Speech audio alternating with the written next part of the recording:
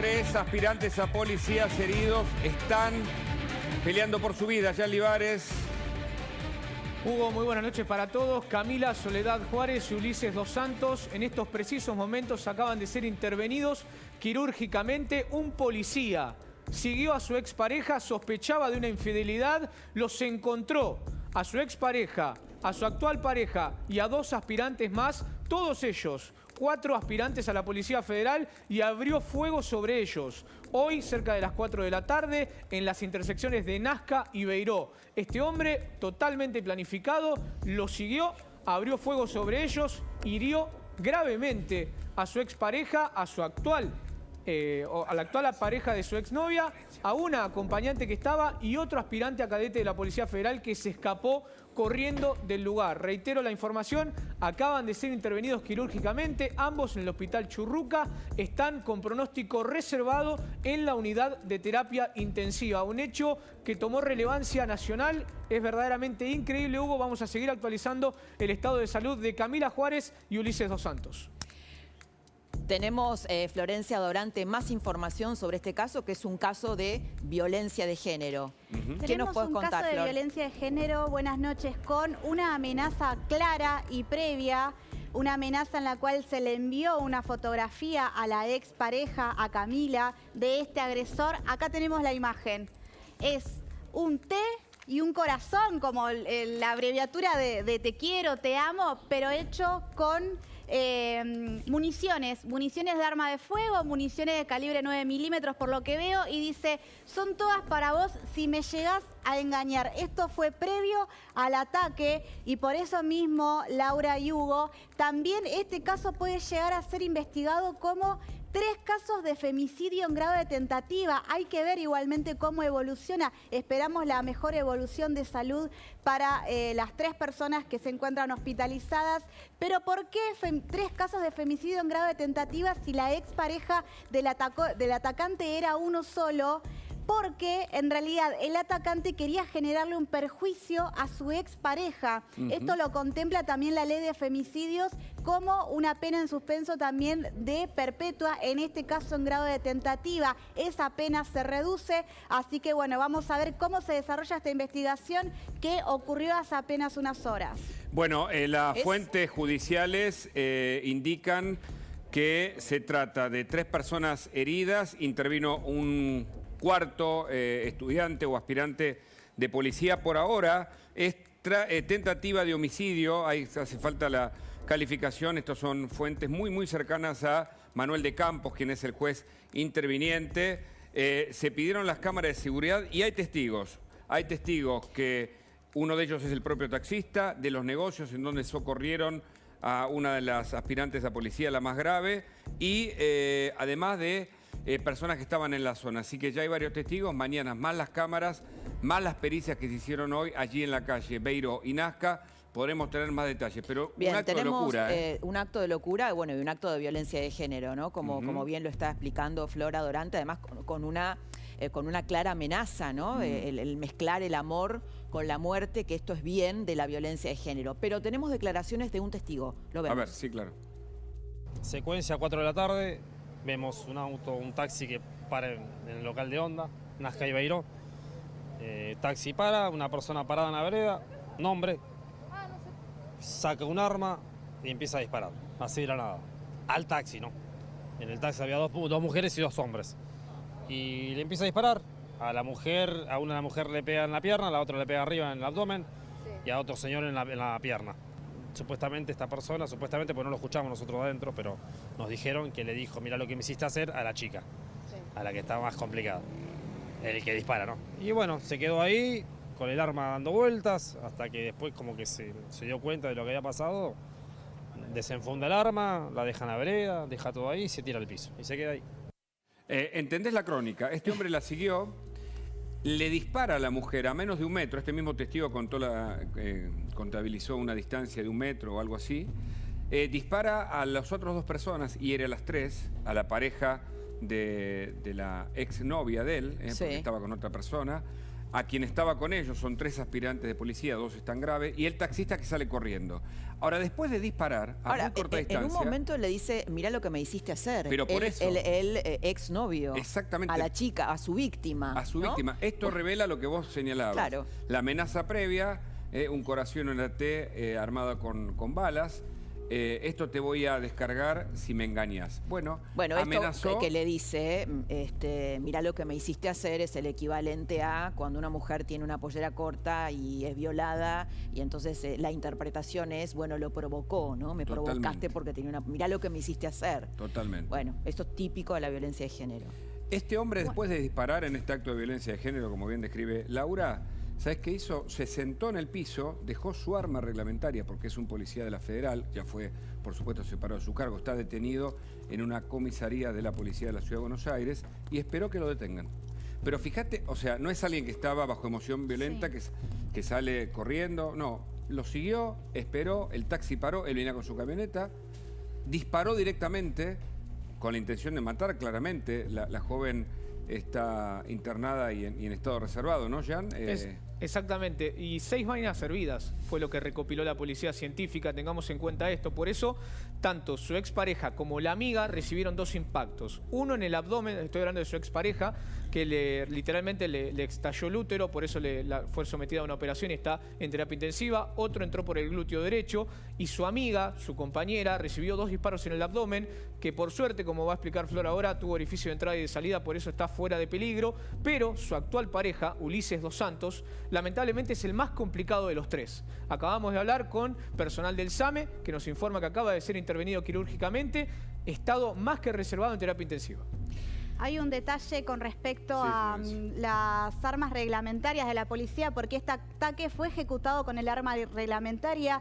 El atacante pertenecía a la Policía Federal y esto que tenga orificio de entrada y de salida es parte de la munición que utiliza la policía actualmente. Así que bueno, por ahora se secuestró el arma reglamentaria, también hay que analizar lo que es la munición y también analizar el contexto, la motivación. Ya sabemos que tenía que ver con un contexto de violencia de género, pero si planificó el hecho, cuáles las circunstancias que generaron todo esto. En un ratito volvemos sobre este tema, ¿eh? Tenemos un invitado muy especial esta noche. Invitado de lujo. Lo tenemos a Miguel Ángel Pichetto. Pichetto, buenas noches. Buenas noches y muy gracias. Bienvenido. Al contrario. Gracias por la calificación. Queremos comenzar por un tema que usted viene siguiendo desde hace tiempo. El tema en este caso que obedece a la detención de Jones Walla, pero lo que representa Jones Walla, la RAM, lo que pasa en el sur, si es un acto terrorista, la relación con el gobierno. Lo escuchamos. Bueno, hoy lo defendió Juan Grabois. Directamente. Falta que salga la episcopal también para rezar un poco y bueno, esto es el espacio más complejo, más difícil de la Argentina. No se enseña historia en las escuelas secundarias y primarias. Estos pseudo integrantes de pueblos originarios no son originarios de la Argentina. Hay algunos que hablan de historia en la televisión pública, no los voy a nombrar. Sería bueno que alguna vez den alguna clase de que el mapuche era un pueblo invasor que provenía de Chile y no tiene ningún derecho a tener ningún reconocimiento de tipo territorial en la Argentina. Algunos plantean el choque de civilizaciones. Esto ya ocurrió. En el siglo XIX hubo una figura muy importante en la Argentina, que fue 2 veces presidente de la Argentina, Julio Argentino Roca, que ocupó el desierto frente a la invasión permanente de Calfulcura y los mapuches que entraban al sur de la provincia de Buenos Aires, se llevaban el ganado, las mujeres, con la cobertura del Estado chileno que ambicionaba la Patagonia. O sea, esta historia está concluida. Ahora bien... Bueno, parece que no está concluida. Lo que pueda haber dentro de lo que es un marco de reclamo legítimo, porque hay un poblador originario, el abuelo, el padre, ahí está la ley 26.160 y está la Constitución. Ha habido reconocimientos, la familia Montenegro, en donde recientemente en el verano la reina de Holanda visitó el camping, que está en manos de una familia descendiente de pueblo originario, en la zona del Follel, ahí en Bariloche, esa gente no tenía nada que ver con los violentos, con grupos violentos que ni siquiera eran mapuches. Había mucha gente del conurbano metida también en estos planteos. Y ha habido una validación, un aval de organismos del Estado Nacional. El INAES, la anterior interventora del INAES, la ex senadora Odarda, Pilquimán, que llevaba a la gente a ocupar tierra, hechos de violencia, incendios, sabotajes. Bueno, y el final es un final patético, que demuestra que este personaje que estuvo asolando la región, que era el jefe, aparece prácticamente en un galpón del fondo de una casa de una señora sí. que se le metió la noche alcoholizado, disfrazado de mujer. Patético, triste y patético. Y a ver, lo Miguel, detuvieron sí. en un hecho casual. Bueno, esto es lo que le quería plantear, porque hoy salió Aníbal Fernández, el ministro de Seguridad, con críticas fuertes a la oposición, ¿Por qué? criticándolos a ustedes que se querían subir a este caso, que son caranchos, es lo que utilizó, el término que Yo utilizó. jamás me subí a este caso. No, pues le estoy diciendo... Yo lo que dije que la detención fue de casualidad. Espere, déjeme terminar, Sí. le completo la pregunta. Y diciendo que finalmente fueron ellos los que lo apresaron y que el gobierno de Cambiemos fracasó en pacificar la Patagonia por el caso de Rafael Nahuel, de Santiago Maldonado. ¿Qué le responde a Aníbal Yo lo que Fernández? respondo es que hubo una gran inacción. La única intervención que hizo el Ministerio de Seguridad fue cuando quisieron intervenir y ya los hombres se habían retirado todos, quedaron las mujeres y ahí hubo un desatino judicial que las mandaron a Buenos Aires, después las mandaron de vuelta a Bariloche. Fue la única vez. Y yo creo que esa intervención fue una intervención razonable, sin violencia, pero que determinó la renuncia de esta ministra de la Mujer. Elizabeth Gómez Alcorta, que es era la abogada abogada de Jones Wallace. Sí, claro. Este patético personaje. Muy interesante lo que está diciendo y lo vamos a Por lo de continuar. Rafael pero Bielsa, además, tenemos, ¿no? sí, claro. Eso es otro tema, eso es un tema. Ahora continuamos, en segunditos continuamos, ¿Cómo no? porque tenemos una información urgente y nos la cuenta nuestra colega Es Paula de la política Rossi. y está Es de la política y está pasando ahora.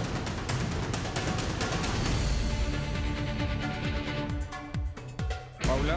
Así es, información urgente como ustedes lo decían. Buenas noches para todos y acá vamos con este tuit que acaba de realizar Horacio Rodríguez Larreta y que pone en marco la primera foto entre Mauricio Macri y Horacio Rodríguez Larreta en el encuentro que tuvieron hoy en Cumelén. ¿Cuánto mirá. se habló, no? Al De aire la libre foto. están. ¿Cuánto se habló de la foto entre ellos dos? Mirá, vamos a leer los tweets. Con Mauricio Macri compartimos valores y el objetivo de mejorarle la vida a la gente. Nos une la convicción de que hay que cambiar definitivamente la Argentina y la responsabilidad de llevar ese cambio adelante, dice Horacio Rodríguez Larreta.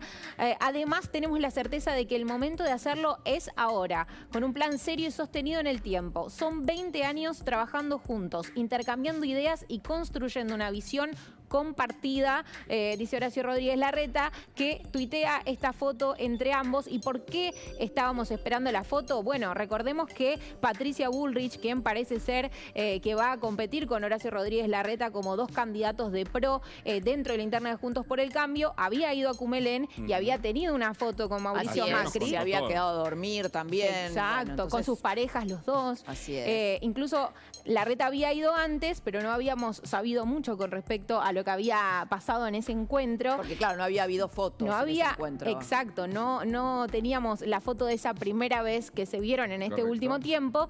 Entonces, desde algunos sectores de Juntos por el Cambio decían, bueno, Patricia Bullrich se llevó la foto que no había conseguido Larreta. Bueno, ahora finalmente Horacio Rodríguez Larreta sale con esta Habemos información, foto. con esta foto, habemos foto. Y porque la política, además, Sí. hay que contarle a la gente, está hecha de fotos, ¿no? Bueno, y Las son fotos se fotos de campaña, expresan, además, fotos ¿no? de campaña y además también desarman rumores de que entre Macri y Larreta también quiere explicar Sí. que se lleva bien con ¿Quién Macri, apoya, ¿no? ¿no? ¿A quién apoya Macri? Si Macri se postula o que no. Pero, o si no. Y acá tenemos a Pichetto. Después seguimos con Jones Wallace, A pero ver, queremos... hay un viejo Sí. principio A ver, en política. ¿Cómo no? Un vaso de agua y una foto no se le niega a nadie. A ver, Macri en ese sentido Equilibra, está bien. Correcto. Pero usted, Pichetto, vio que cuando pasó esto de la foto, por un lado había sectores que decían, bueno, es una foto, lo de Patricia Bullrich tampoco significa un apoyo explícito, pero bueno, en política una foto es una foto. Y que Mauricio Macri le otorgue esa posibilidad a Patricia Bullrich, en la calle era un te gesto. sacas foto con cualquiera, se te acerca cualquiera, te saca Pero una foto. foto entre Macri y ¿Qué Patricia Bullrich es significa, cualquiera. Miguel, esta foto para usted? Claro. ¿Qué es? No, que yo creo que Macri está analizando y decidiendo. ¿Su candidatura o a quién apoya? Bueno, es un tema que lo va a tener que resolver él en el corto plazo. ¿No? Ha conversado con los principales dirigentes de su partido, que es el PRO. Bullrich es la presidenta del partido, Horacio Rodríguez Larreta es el jefe del distrito que gobierna el PRO desde hace 4 periodos. En fin, es un activo muy importante. ¿Cuál es el rol de Macri para usted? Muchos dicen, hoy le escuché a Juez, que tiene su interna en Córdoba, allí, dentro de... Yo ya he opinado. Bueno, queremos... Bueno, pero el ahora público se estamos en otro renueva, la gente tiene expectativa de espacio. escucharlo. Yo creo que es una figura importante, clave, lo que decida va a ser muy relevante. También puede decidir competir. Yo estuve con él en Mar del Plata y él ha dicho allí que es buena la competencia. Y cuando le preguntó a un periodista, dijo, bueno, yo estoy subido al ring. Yo creo que las palabras en política tienen un valor. Mi impresión, yo lo vi a Macri hace un tiempito corto para una entrevista, es que él no va a ser. Mi impresión es que no va a ser. Lo que pasa es que tal vez no puede decirlo ahora porque perdería relevancia su rol, pero me parece que no tiene ganas de volver a ser. Bueno, es una Pero decisión. es mi impresión. Es una decisión de vida. Es una decisión que tiene también un fuerte tema personal. También hay que analizar que la política es un tema de trascendencia histórica. ¿Qué van a decir de vos en los libros de historia? Cuando vos fuiste presidente, cuando podés volver a hacerlo. El sentido de trascendencia histórica lo elaboraron muy bien los franceses y De Gaulle, la idea de la grandeza. Eso es inherente a la política. Bueno, hay que ver qué resuelve Macri. Yo mañana lo voy a ver en Cumelén también. ¿Ah, va? Sí, bueno, a mí no me preocupa tanto la foto. Cumelén se ha convertido así en Cumelén es como Puerta de Puerta Hierro. de Hierro. Bueno, Ahora- expliquémosle a los más jóvenes qué es Puerta de Hierro, La porque Puerta de Hierro era la muchos se casa quedaron. de Perón, pero Cuando estuvo Era exiliado. donde Perón vivía es en su una exilio. analogía exagerada. Pero fíjese qué interesante. Pero digo que voy a estar con él también en un acto en Santa Rosa, apoyando al diputado Maqueira, que es un hombre del PRO, como candidato a gobernador en La Pampa. Voy a estar el miércoles con él, el jueves a la tarde vamos a estar en Santa Rosa. Ahora, fíjese, ustedes se reúnen en Cumelén, ¿no? Porque usted es candidato también, ahora queremos hablar de ese tema, y el kirchnerismo se reúne en Merlo.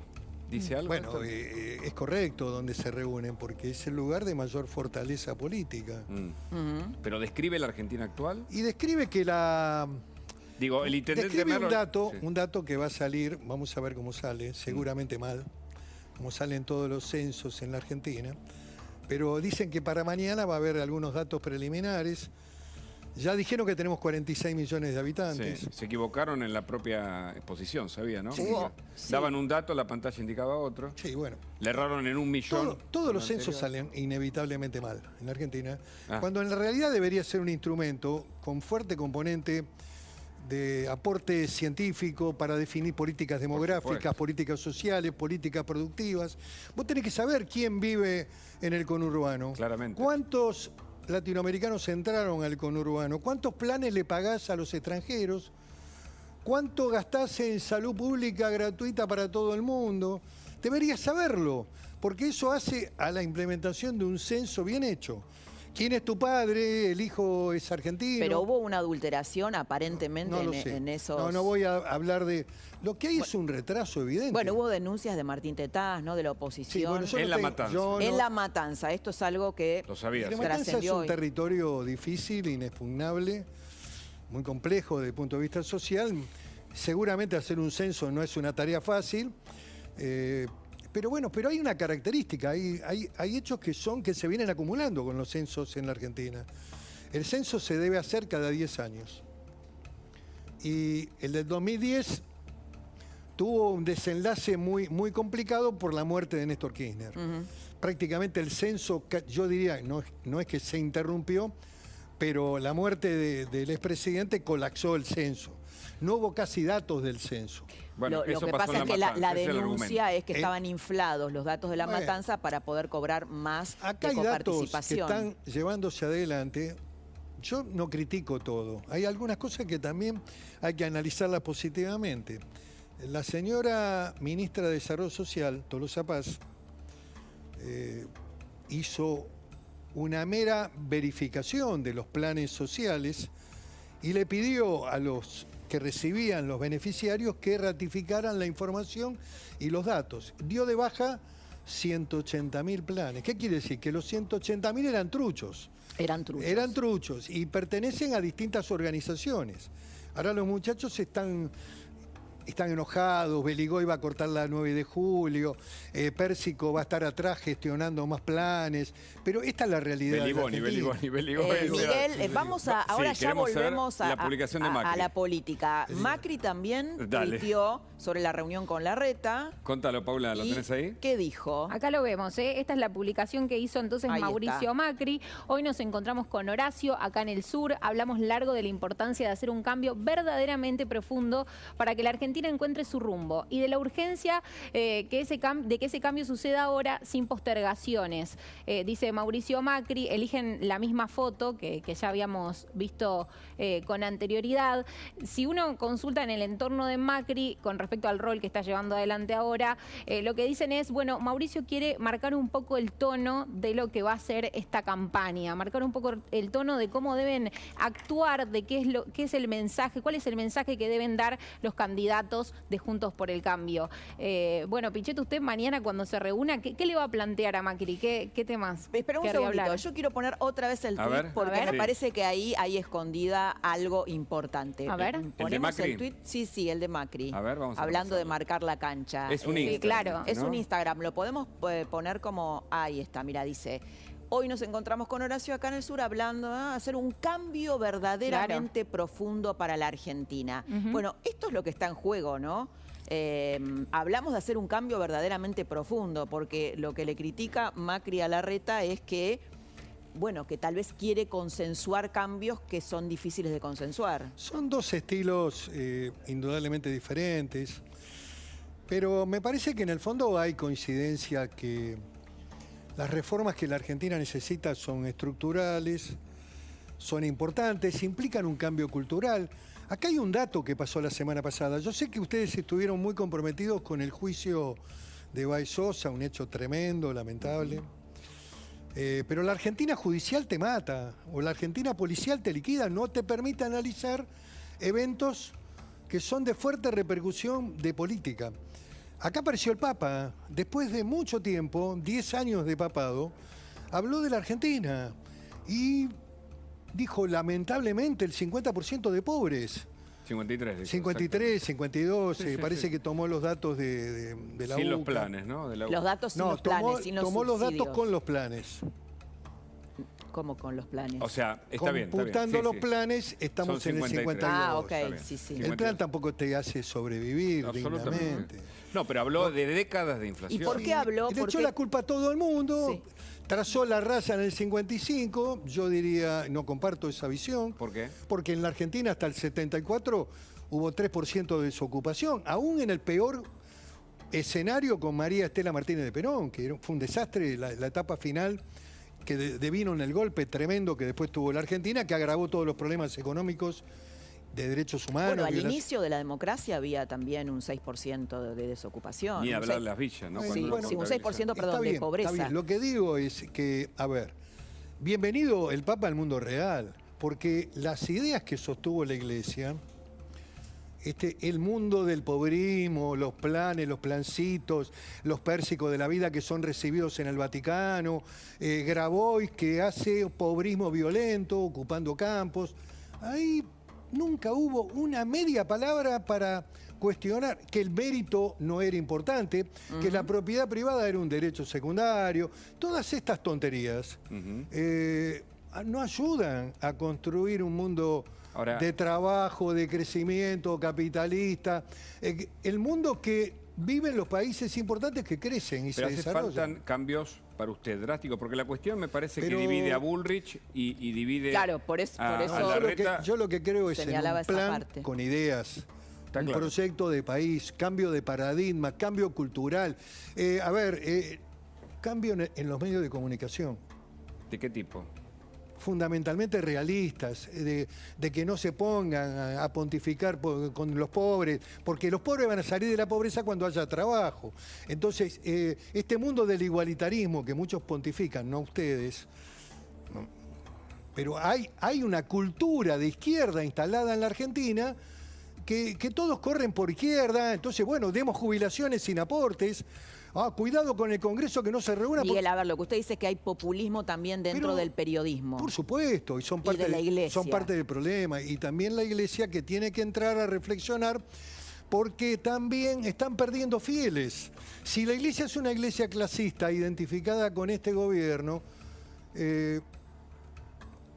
se comen la derrota del gobierno. Usted Están dice viendo... que- Colaboraron con la campaña Fernández, armaron la mesa del Del hambre. hambre. Me quedo con Dijeron lo que en la que- Argentina había hambre famélica, amigo. Claro. Cuando puede haber problemas de calidad alimentaria, podría haber dificultades en el hogar, pero la Usted estructura está planteando social... una cuestión de matriz, de fondo, de paradigma. Además, como De le gusta... cultural, una Estoy cuestión diciendo cultural. que el conjunto de los actores económicos, acá es bueno que haya empresarios, Sí, claro. es bueno construir una burguesía nacional, es bueno que exista una empresa como la de Roca, que fabrica caño de punto y lo exporta al mundo, es bueno que tengamos emprendedores que exportan para el mundo en la agroindustria, tenemos que agregar valor, tenemos que hacer minería, petróleo, gas, hay que tener un proyecto de país. Pensemos que el primer censo en el mundo se practicó en la Argentina. Bueno, sí, la Argentina... Digo, para entender de la dónde Argentina, arrancamos. La Argentina tiene todavía, aún en la decadencia, Sí. aún en este fracaso estrepitoso de 52% de pobreza, aún en eso, todavía comparado con los países latinoamericanos que siguen entrando extranjeros al país, ¿Qué hay que hacer con ese tema? ordenarlo y ordenar de que no vayan al conurbano. ¿Querés venir a la Argentina? ¿Todo bien? ¿No tenés antecedentes penales? ¿Todo bien? Mirá, la Patagonia es inmensa.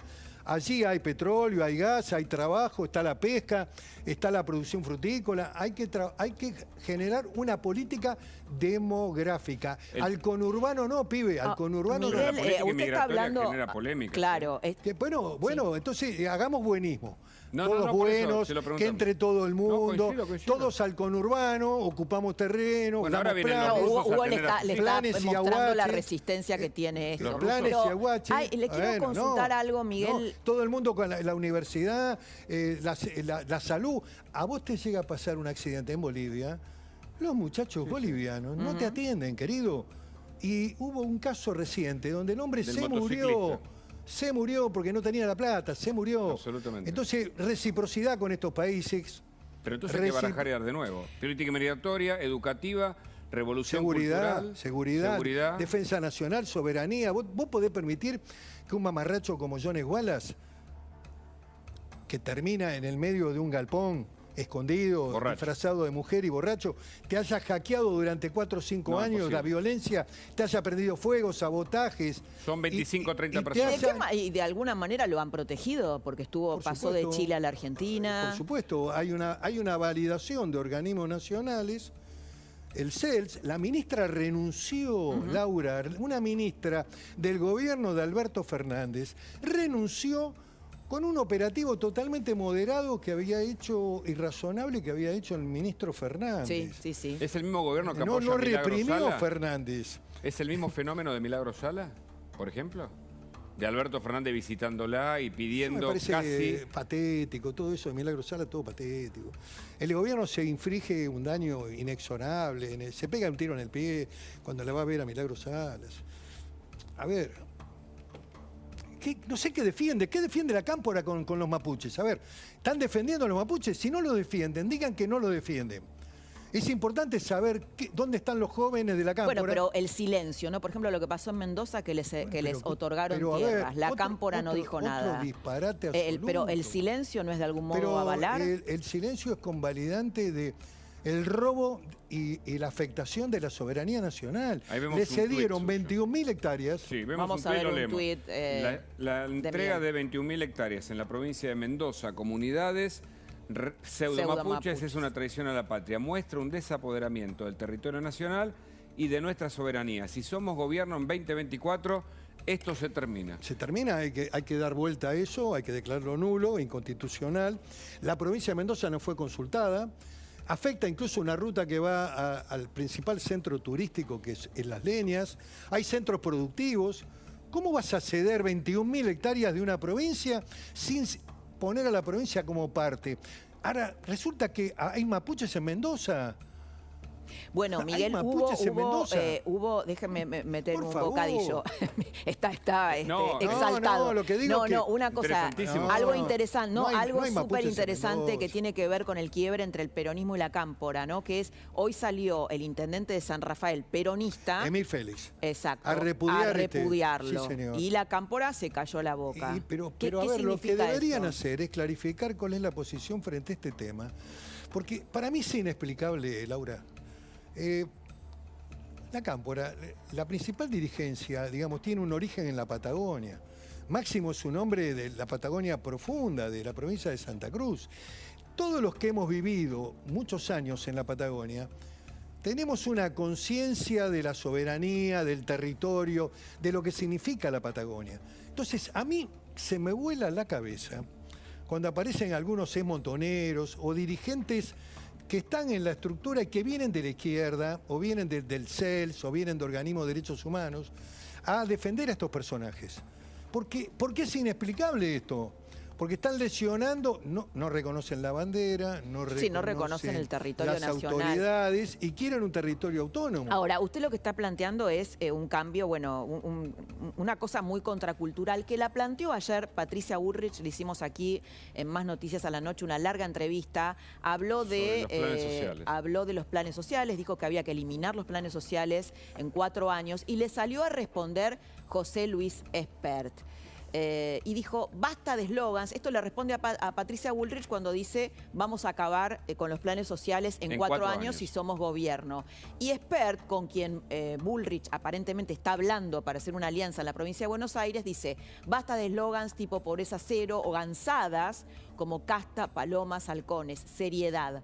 Cuando crecimos a tasas chinas, creamos 2 millones de empleos privados blancos. Hoy hay un mínimo de 4 millones de jefes y jefas de hogar cobrando planes. Además, hay que absorber a 1 millón de oferta laboral. Imposible. Si lo que le responde Espert, bueno, es un buen eslogan, yo creo pero no es factible.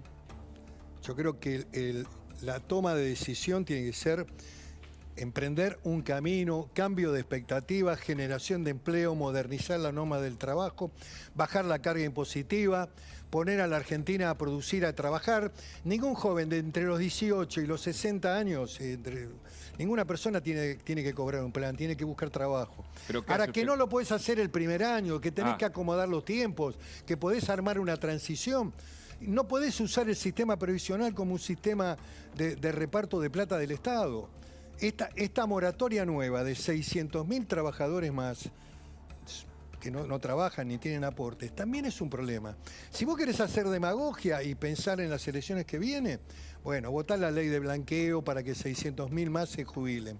Ahora, el sistema previsional vuela por el aire. Lo que te quiero decir es que vos tenés que tomar decisiones. Hay un tiempo, yo no me compro tampoco el caramelo de que en las primeras 100 horas, en los primeros 90 días, vos tenés que tener un proyecto para poner en marcha que genere expectativa, confianza y crecimiento. Y hay un paradigma del gobierno que viene. ¿Y hay que ganar contundentemente o...? Hay que ganar.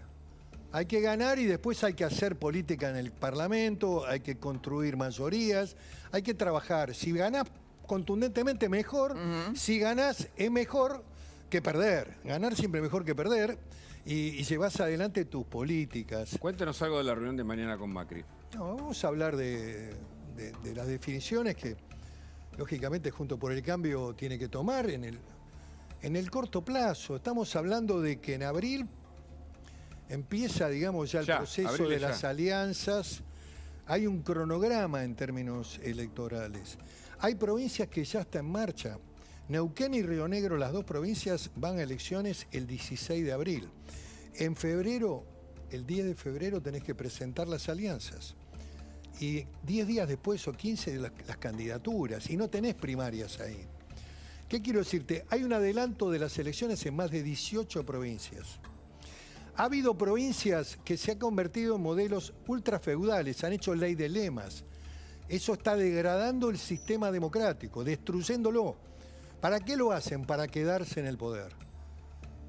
Algunos que pontifican que son gobernadores modernos ponen ley de lemas, que es lo más viejo, lo que más atrasa y lo más lesionante para el sistema democrático, lo más tramposo para el sistema democrático. Eso está ocurriendo. Va a haber 18 provincias que van a adelantar elecciones antes de la primaria, en agosto. Ninguno va a jugar el destino pegado al destino nacional del gobierno de Fernández. Muy interesante. Miguel, muchas gracias, gracias por haber estado invitarme. esta noche y bueno, por todo este raconto. Muchas gracias. Bueno, muy amables. Hasta la próxima. Muchas gracias. Bueno, volvemos a lo que, por supuesto, está pasando con el caso de Fernando Báez Sosa, porque hay novedades, se viene un veredicto en una semana y tenemos algunos datos para aportar que los trae Jan Libares. Hugo, Laura, porque después de 16 audiencias, 14 de presentación de prueba y declaraciones testimoniales, 2 de alegatos, vamos a repasar cuáles son los escenarios posibles de condena, de penas. Posibles escenarios: el homicidio en riña, que es lo que trata de imponer Hugo Tomei y la defensa de los imputados. Esto significa que todos sean condenados y vayan con una pena de prisión de entre 2 y 6 años, dependiendo las responsabilidades, pero que ninguno obviamente trate de quedar absuelto, ¿sí? Eso es lo que primero aspira Hugo Tomei. Homicidio calificado, otra propuesta de la defensa de los imputados, con 2 agravantes que quedarían obviamente todos en prisión. Tiene una pena que prevé entre 8 y 35 años de prisión como máxima, que es la perpetua. Seguimos repasando cuáles son los posibles escenarios que tiene. El homicidio preterintencional, siempre lo marcamos. Esto significa que ellos quisieron golpear a Fernando, pero no matarlo. Todos libres con condenas leves de 3 a 6 años. Y además, esto es importante, el homicidio siempre con dolo eventual, condena perpetua para todos, de 8 a 25 años quedarían exentos obviamente de la libertad. Así que estos son los escenarios posibles de condena que tienen que afrontar los imputados, Flor. Y la novedad que tuvimos en las últimas horas tiene que ver con que el abogado de la familia Báez Sosa, Fernando Burlando, dijo que ya estaba lista la denuncia, ya estaba redactada la denuncia a aquellos 2 peritos de parte. Vemos el textual, dice: ya está escrita la denuncia de los peritos de defensa por falso testimonio, ni más ni menos. La vamos a presentar esta semana, así que vamos a conocer el texto en los próximos días de esta denuncia, pero recordemos qué fue lo que dijeron, algunos puntos clave del informe de parte de la autopsia que hicieron del cuerpo de Fernando Báez. Dijeron que era imposible que existan lesiones en órganos internos sin que existan lesiones externas. Dice que hubo ausencia de fotos del cerebro. Esto lo desmintió un poco los especialistas en medicina legal que entrevistamos en La Nación Más, que consideraron que la cantidad de fotografías, una autopsia siempre tiene que ser ilustrada, era la suficiente para demostrar lo que había sucedido en el cerebro de Fernando, que finalmente le causó la muerte. Y dice también que no se puede establecer una conclusión sobre la causa de muerte, que encuentran múltiples lesiones, según ellos mal descriptas, pero que no entienden de qué murió Fernando finalmente. Y no se buscaron patologías previas, esto también lo quisieron instalar. ¿Qué es lo que querían decir? Es que Fernando pudo haber tenido un aneurisma. Un aneurisma es una malformación arteriovenosa en el cerebro que ante, digamos, lesiones mucho menos graves que las que recibió Fernando en su cabeza, pueden explotar y provocar la muerte. Dicen los peritos de parte, no buscaron aneurismas, por ejemplo. Cuestión que quizás si no lo identificó el médico no tenía por qué buscar aneurismas. Y las lesiones pueden vincularse a las maniobras de RCP, y quiero hacer énfasis en esto porque en definitiva fue lo que quiso presentar Burlando ante la justicia y apelando al código de ética de los médicos, ni más ni menos. Y tenemos un textual también de Fernando Burlando en el cual explica que mintieron en los porcentajes, que los peritos durante la audiencia habían dicho que el 0,8% de las personas reanimadas sufren lesiones en su organismo, y dice que esto es una mentira, que ya está chequeado científicamente por médicos, estadísticamente también, y este número, aunque es muy bajo, 0,8%, estamos hablando de casos sumamente remotos, menor al 1%, afirma Fernando Burlando a través de sus especialistas que es completamente falso. Así que vamos a ver cuáles son los pormenores de esta denuncia que presentará durante esta semana en la justicia, pero sí tenemos el resumen de lo que dijeron los peritos de parte, y a partir de ahí se va a generar este escrito. Esperando estas novedades. Sí, sobre todo el tema de los peritos, ¿no? Sí. Una cosa sobre los peritos de parte, claro, que hay una cosa de bioética, ¿no? Una cuestión de ética, porque la verdad que mentir en una situación así o en un caso tan resonante ha repercutido y también genera todo un debate que no lo vamos a dar ahora, pero bueno, médicos mintiendo sobre eso, bueno, amerita una denuncia y está muy bien que se la haga. Y vamos a hablar ahora con Ricardo López Murphy. Hay preocupación por la marcha de la economía, no solo por el dólar, sino por la inflación que va en aumento, cierre de enero y además la falta de dólares, y qué está pasando a nivel de la proyección para este año en la economía y en la política. Ricardo, buenas noches, gracias por el contacto. Buenas noches, ¿cómo están ustedes? Bueno, dicen que está 5,5 cerrando la inflación de enero, de acuerdo a los analistas privados. ¿Qué piensa? No, va a ser más alta que lo que había sido en diciembre y no hay que olvidarse que los guarismos más bajos de inflación habían estado muy asociados a una caída del precio de la carne que cambió de signo ahora. O sea, la carne está aumentando y probablemente, si el clima mejora en el sentido de ser más favorable a la producción, va a todavía agravarse más. Así que a mí no me extraña que tengamos guarismos. Yo esperaba un poquito más elevado, para ser sincero. Bueno, veremos cómo da, ¿no? Bueno, hay aumentos, queríamos compartir con usted, Ricardo, los aumentos de este mes para, bueno, que todos tengamos presente de qué estamos hablando. Igual lo tenemos presente cuando vamos al supermercado. Pero bueno, medicina prepaga, 4,9%.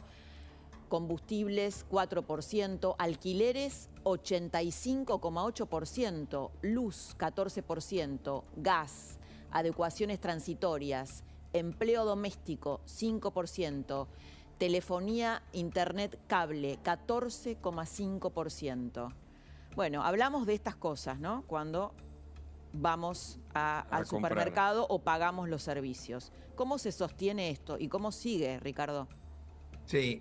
Yo un punto que quisiera enfatizar es lo muy delicado del balance del Banco Central. Ustedes saben que el Banco Central nuestro tiene un balance extremadamente deteriorado, básicamente porque es el agente de endeudamiento del gobierno y se endeuda con los bancos y los bancos con los depositantes a través de las LELIQ y PASE. Eso ha llegado a un nivel extraordinario, más de 2 veces la base monetaria. Digo esto porque en el pasado, cuando ocurrió esto, tuvimos trastornos muy graves. O sea, cuando comienza un fenómeno de desconfianza en esas condiciones, la historia es muy dura con nuestras experiencias. Entonces, yo diría que el principal problema inflacionario está ubicado en esa máquina de déficit que es el desequilibrio del Banco Central, que, digamos, haciendo números muy sencillos, son como 700.000 millones por mes que emitimos por ese rubro, o sea, varias veces el déficit de la tesorería, y eso es una máquina que está marchando a toda velocidad, como lo hace en un contexto de severo atraso cambiario. Hay que acordarse que la inflación fue reprimida artificialmente atrasando el tipo de cambio en el 2021 y en el 2022. Sí, bueno, eso nos ha llevado a una situación de pagos externos muy difícil. Yo creo que la combinación de la necesidad de corregir esas variables, como del fortísimo desequilibrio en el balance del Banco Central, están detrás de los problemas que ustedes observan en los precios. De la inflación. Ahora, Ricardo, hace unos días el ministro Massa hizo una recompra de deuda. Parecía que, que eso apuntaba a mejorar indicadores de la economía, pero eso aparentemente no sucedió. No hay una mejora de la economía que uno pueda percibir. ¿Por qué? Esa operación fue pésima por varias. Pero se vendió como algo positivo. Que no impactó positivamente. Claro, no impactó. Yo en un programa con uno de ustedes expliqué cuando había empezado este baile el disparate que era, porque hubo los días previos a esta operación, hubo unos cuantos vivillos que compraron los bonos que después el gobierno compró. Sí, lo contó acá, Ricardo, lo contó acá. Sí.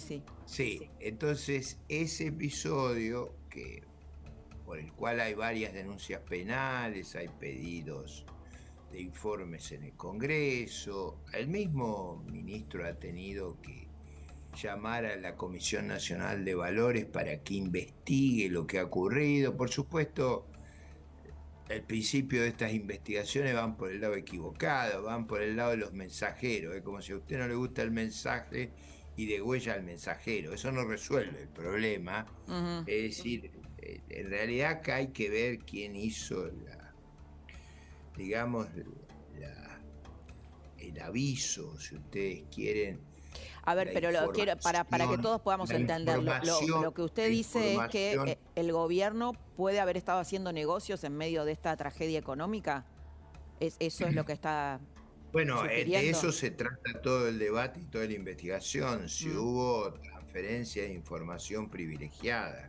Es un delito muy grave. ¿Y Massa podría haber hecho una autodenuncia para evitar él mismo caer en la... Yo diría, aunque tiene responsabilidad política, fue una operación que no tenía. Yo a cualquiera que quiera ver los videos lo va a ver con claridad.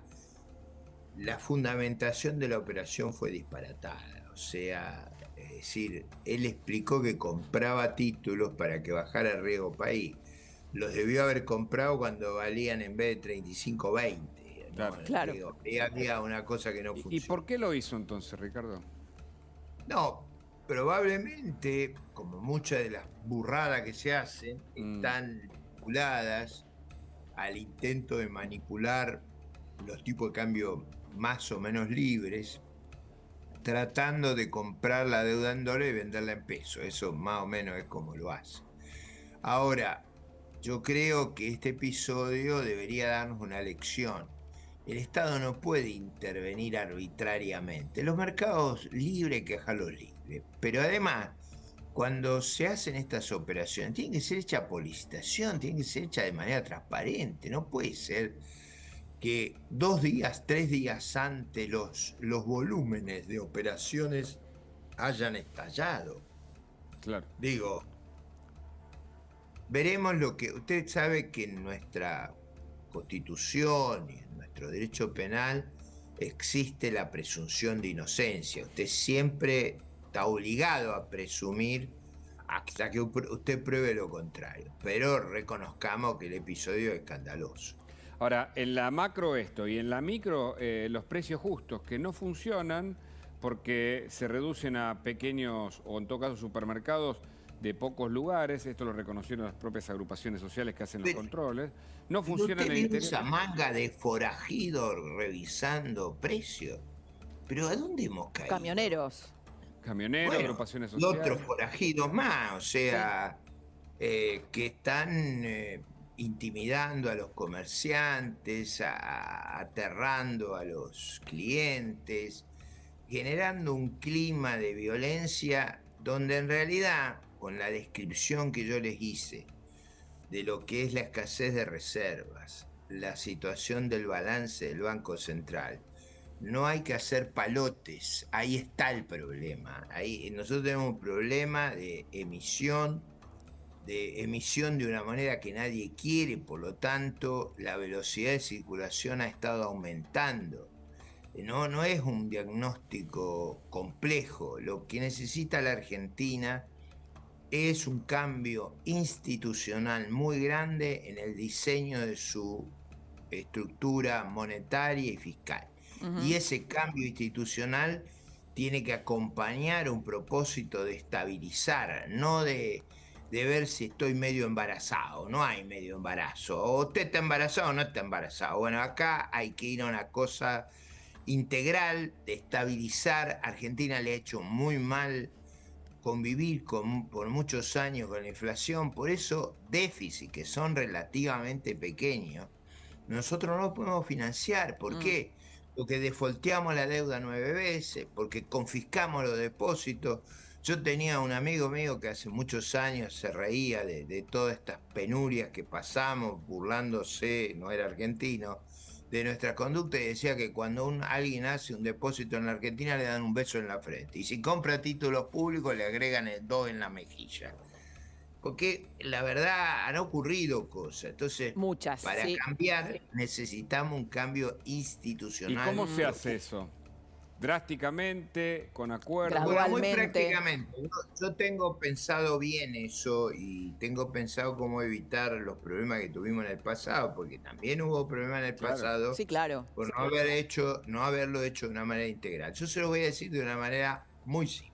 A ver. Primero, hay que tener un Banco Central autónomo que no le conteste el teléfono al presidente de la República ni a ningún político. Eso se hace por ley. ¿Y eso cómo se hace? Bueno, sí. Bueno, por supuesto, una ley, pero además nominando los directores con la venia del Senado y con procedimientos extremadamente difíciles de remoción, como los de la Corte.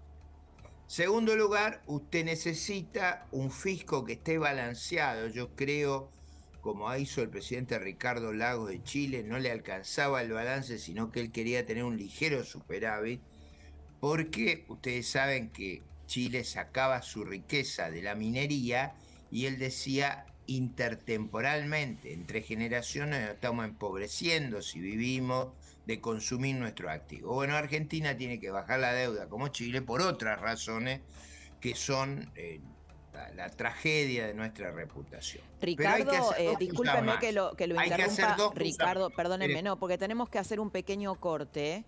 Y después nos sigue explicando esto, pero le quería dejar planteada una pregunta, que es el tema Milei, para que nos responda en instantes. Aparentemente, bueno, Milei dijo que Juntos por el Cambio es una suerte de rejunte que se arrastran por un cargo o algo así. Rechazó cualquier tipo de alianza en la provincia de Buenos Aires, pero Milei tiene una intención de voto en la provincia de Buenos Aires del 15 o el 20%. ¿Qué pasa si Juntos por el Cambio pierde la provincia de Buenos Aires en estas elecciones? Pero no me contesta ahora, me contesta en segunditos. Ya Vamos y volvemos.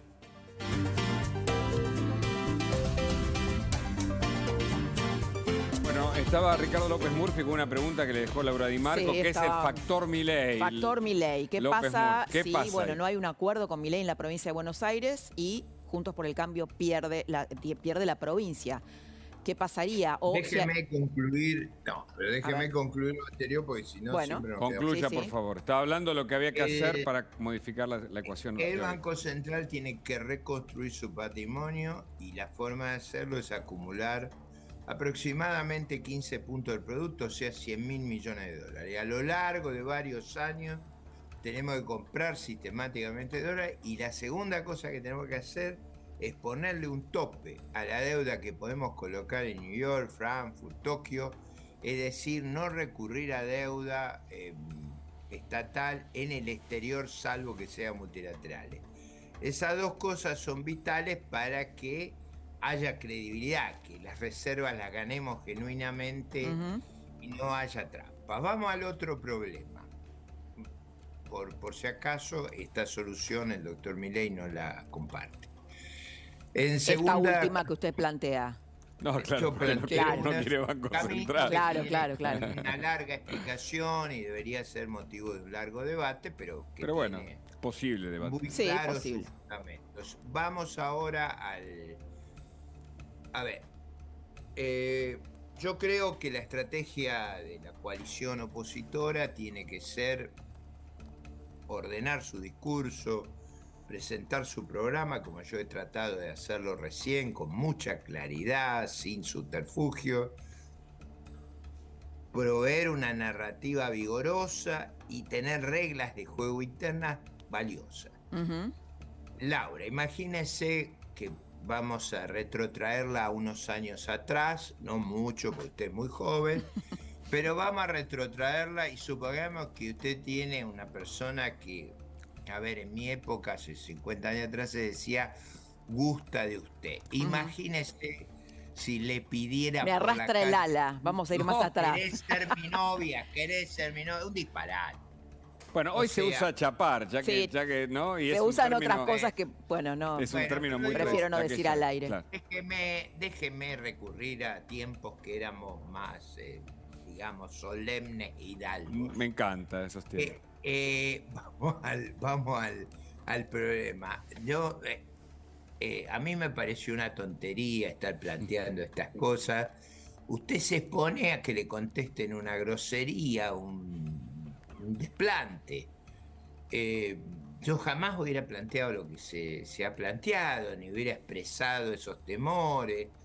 Digo, a veces la conducción de Juntos por el Cambio hace tonterías y tenemos que corregir.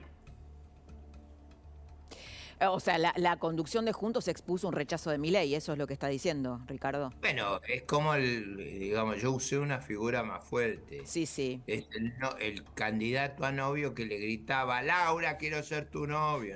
No puedo decir eso. Me hizo es buena la metáfora. Sensatez. Está Ahora, sí. Usted hace un punto muy importante.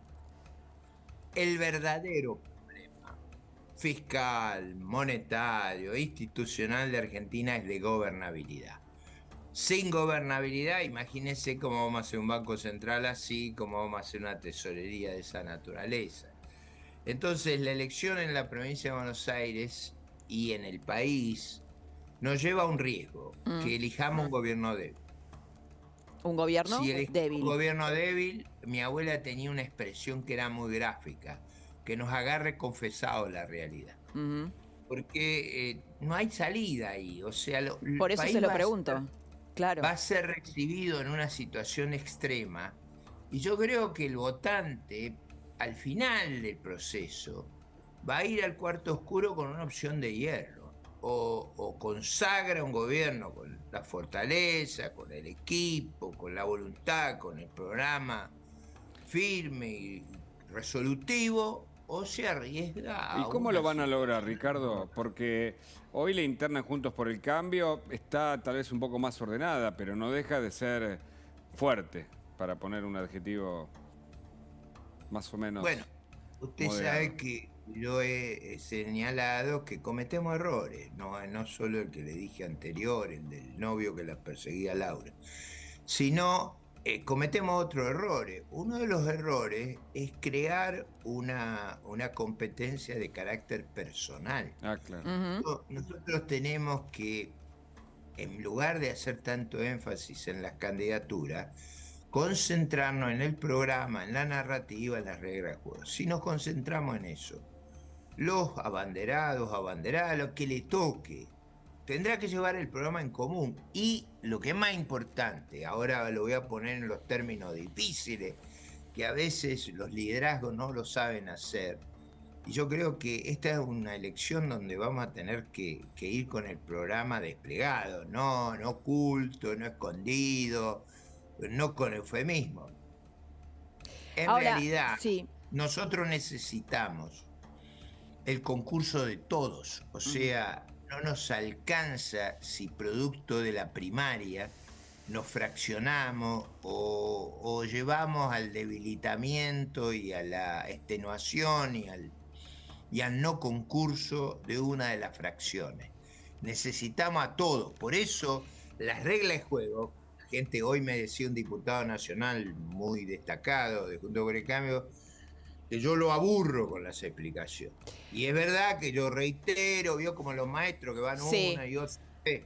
Yo reitero la explicación porque los necesitamos a todos, o sea... Ahora, Ricardo, porque me quiero detener en esta frase que usted está diciendo, los necesitamos a todos. Estoy pensando, por ejemplo, en un radical como Martín Lustó.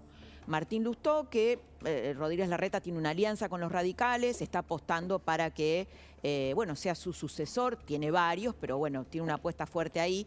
¿Hay diálogo posible entre cómo ve la economía Martín Lustó y cómo la ve usted en la alianza opositora?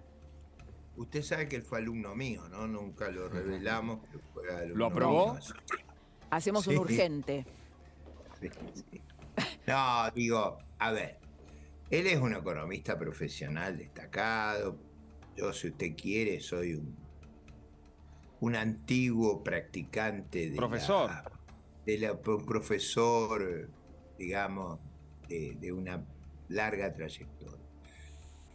Acá no hay espacio para tonterías, o sea, los espacios de maniobra que hay en materia económica son mínimos, eso lo sabemos todos. No es ahí donde están las discrepancias. Yo he hablado con los distintos economistas que proveen material a los distintos candidatos y a los distintos grupos. Ahí no hay diferencia, no hay ninguna diferencia, no, y más aún en la situación extrema que yo preveo vamos a recibir, porque a ver si alguno cree que vamos a recibir un regalo, un presente navideño. Vamos Extrema, a recibir usted un presente griego. Detrás, en el caballo ese vienen todos los jinetes del apocalipsis. Entonces, ¿quiénes son vamos a figura, tener ¿no? que pensar. Los jinetes del apocalipsis? ¿A quién se imagina? Porque hoy hubo una reunión en Merlo, ahora la vamos a repasar, donde el presidente quedó absolutamente afuera. Ya evidentemente no lo tiene en cuenta. El sector más poderoso de... Bueno, hoy al presidente le han dicho de todo, ¿no? Desde Sí. la cámpora, desde poco inteligente a... ¿A quién imagina como jinete del apocalipsis? No, bueno, ahí tiene un aprendizaje que tenemos que hacer que es valioso. A ver. Yo diría, para gobernar tenemos que hacer el recíproco, el opuesto de lo que ha hecho el Frente de Todos. Tenemos que ir, digamos, a cooperar, a trabajar en conjunto, a cohesionarnos, a buscar auxiliar y apoyar. Digamos, imagínese que Messi le diera un cachetazo a cada jugador de la selección para que... No funciona eso. Usted tiene que poner un liderazgo que cohesione y aglutine. Yo creo que ahí hay que hacer un aprendizaje también muy importante. Y el aprendizaje es gobernar en unidad con un programa fuerte, contundente, que vaya recuperando credibilidad y reputación, que nos va a costar mucho tiempo, porque usted no enmienda los problemas que hemos tenido en un mes. Le va a llevar tiempo. Ricardo, antes le pregunté por Milei, ahora le pregunto por Spet. Cambiamos en su metáfora de novio, ¿no? Juntos por el Cambio. Bueno, hay aparentemente conversaciones abiertas, tanto de parte de Horacio Rodríguez Larreta como de Patricia Bullrich con Spert. ¿Lo sumamos a Spert en la provincia de Buenos Aires? Yo creo que fue un error enorme en el 21 no haberlo hecho, como no se lo hizo con Cynthia Houghton. Ambos casos yo creo que van a estar dentro de la coalición.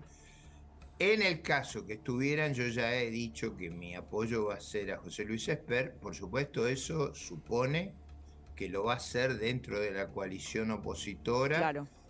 que va a cooperar en que tengamos ese triunfo que hace a la gobernabilidad de Argentina, que para mí es el problema más grande que tenemos por la decadencia institucional, por los desmanes que ha hecho esta gente y por la degradación que hemos sufrido.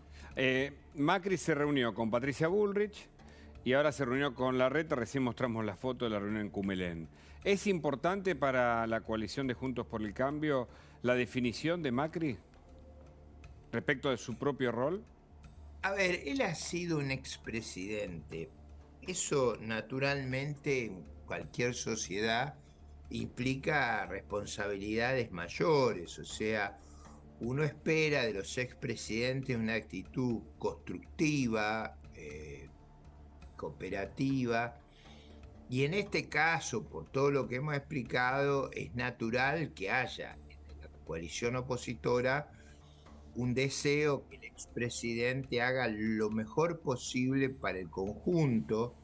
Hoy uno de los diputados nacionales más destacados, sobre todo en la cuestión del armado político, como es Emilio Monzó, decía que él esperaba que fuera el Pep Guardiola como el Sí, famoso si no competía, ¿no? Si Macri no competía. El DT, el Scaloni de... El Scaloni, claro.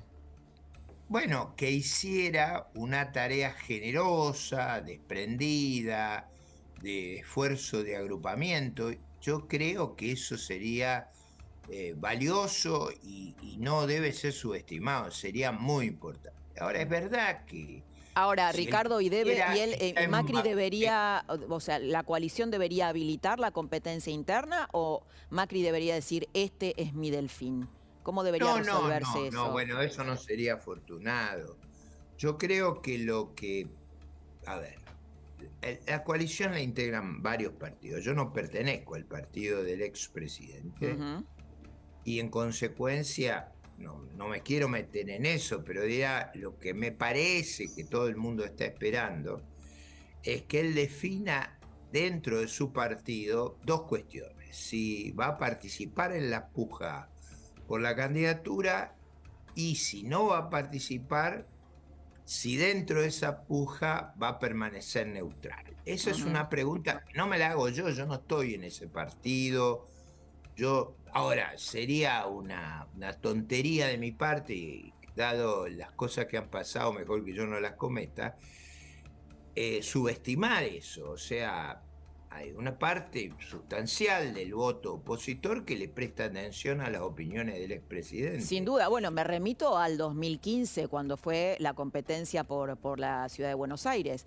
Recuerdo que Gabriela Michetti tenía más intención de voto en ese momento que Larreta, y bueno, y Macri eligió a Larreta y terminó ganando Larreta. O sea, la decisión de Macri, digo, si es que se posa sobre alguno, va a ser muy importante. Es verdad, bien es verdad, Laura, para ser precisos, que usted eligió el distrito donde posiblemente, junto con Córdoba, la oposición tenga la mayor densidad de votos. Y es posible que en esas circunstancias el candidato de la oposición a presidente venía de ser 2 turnos jefe de gobierno. Era una circunstancia muy especial, pero sin duda a los votantes de su partido los va a afectar. Y su partido es una fracción importante de la coalición opositora.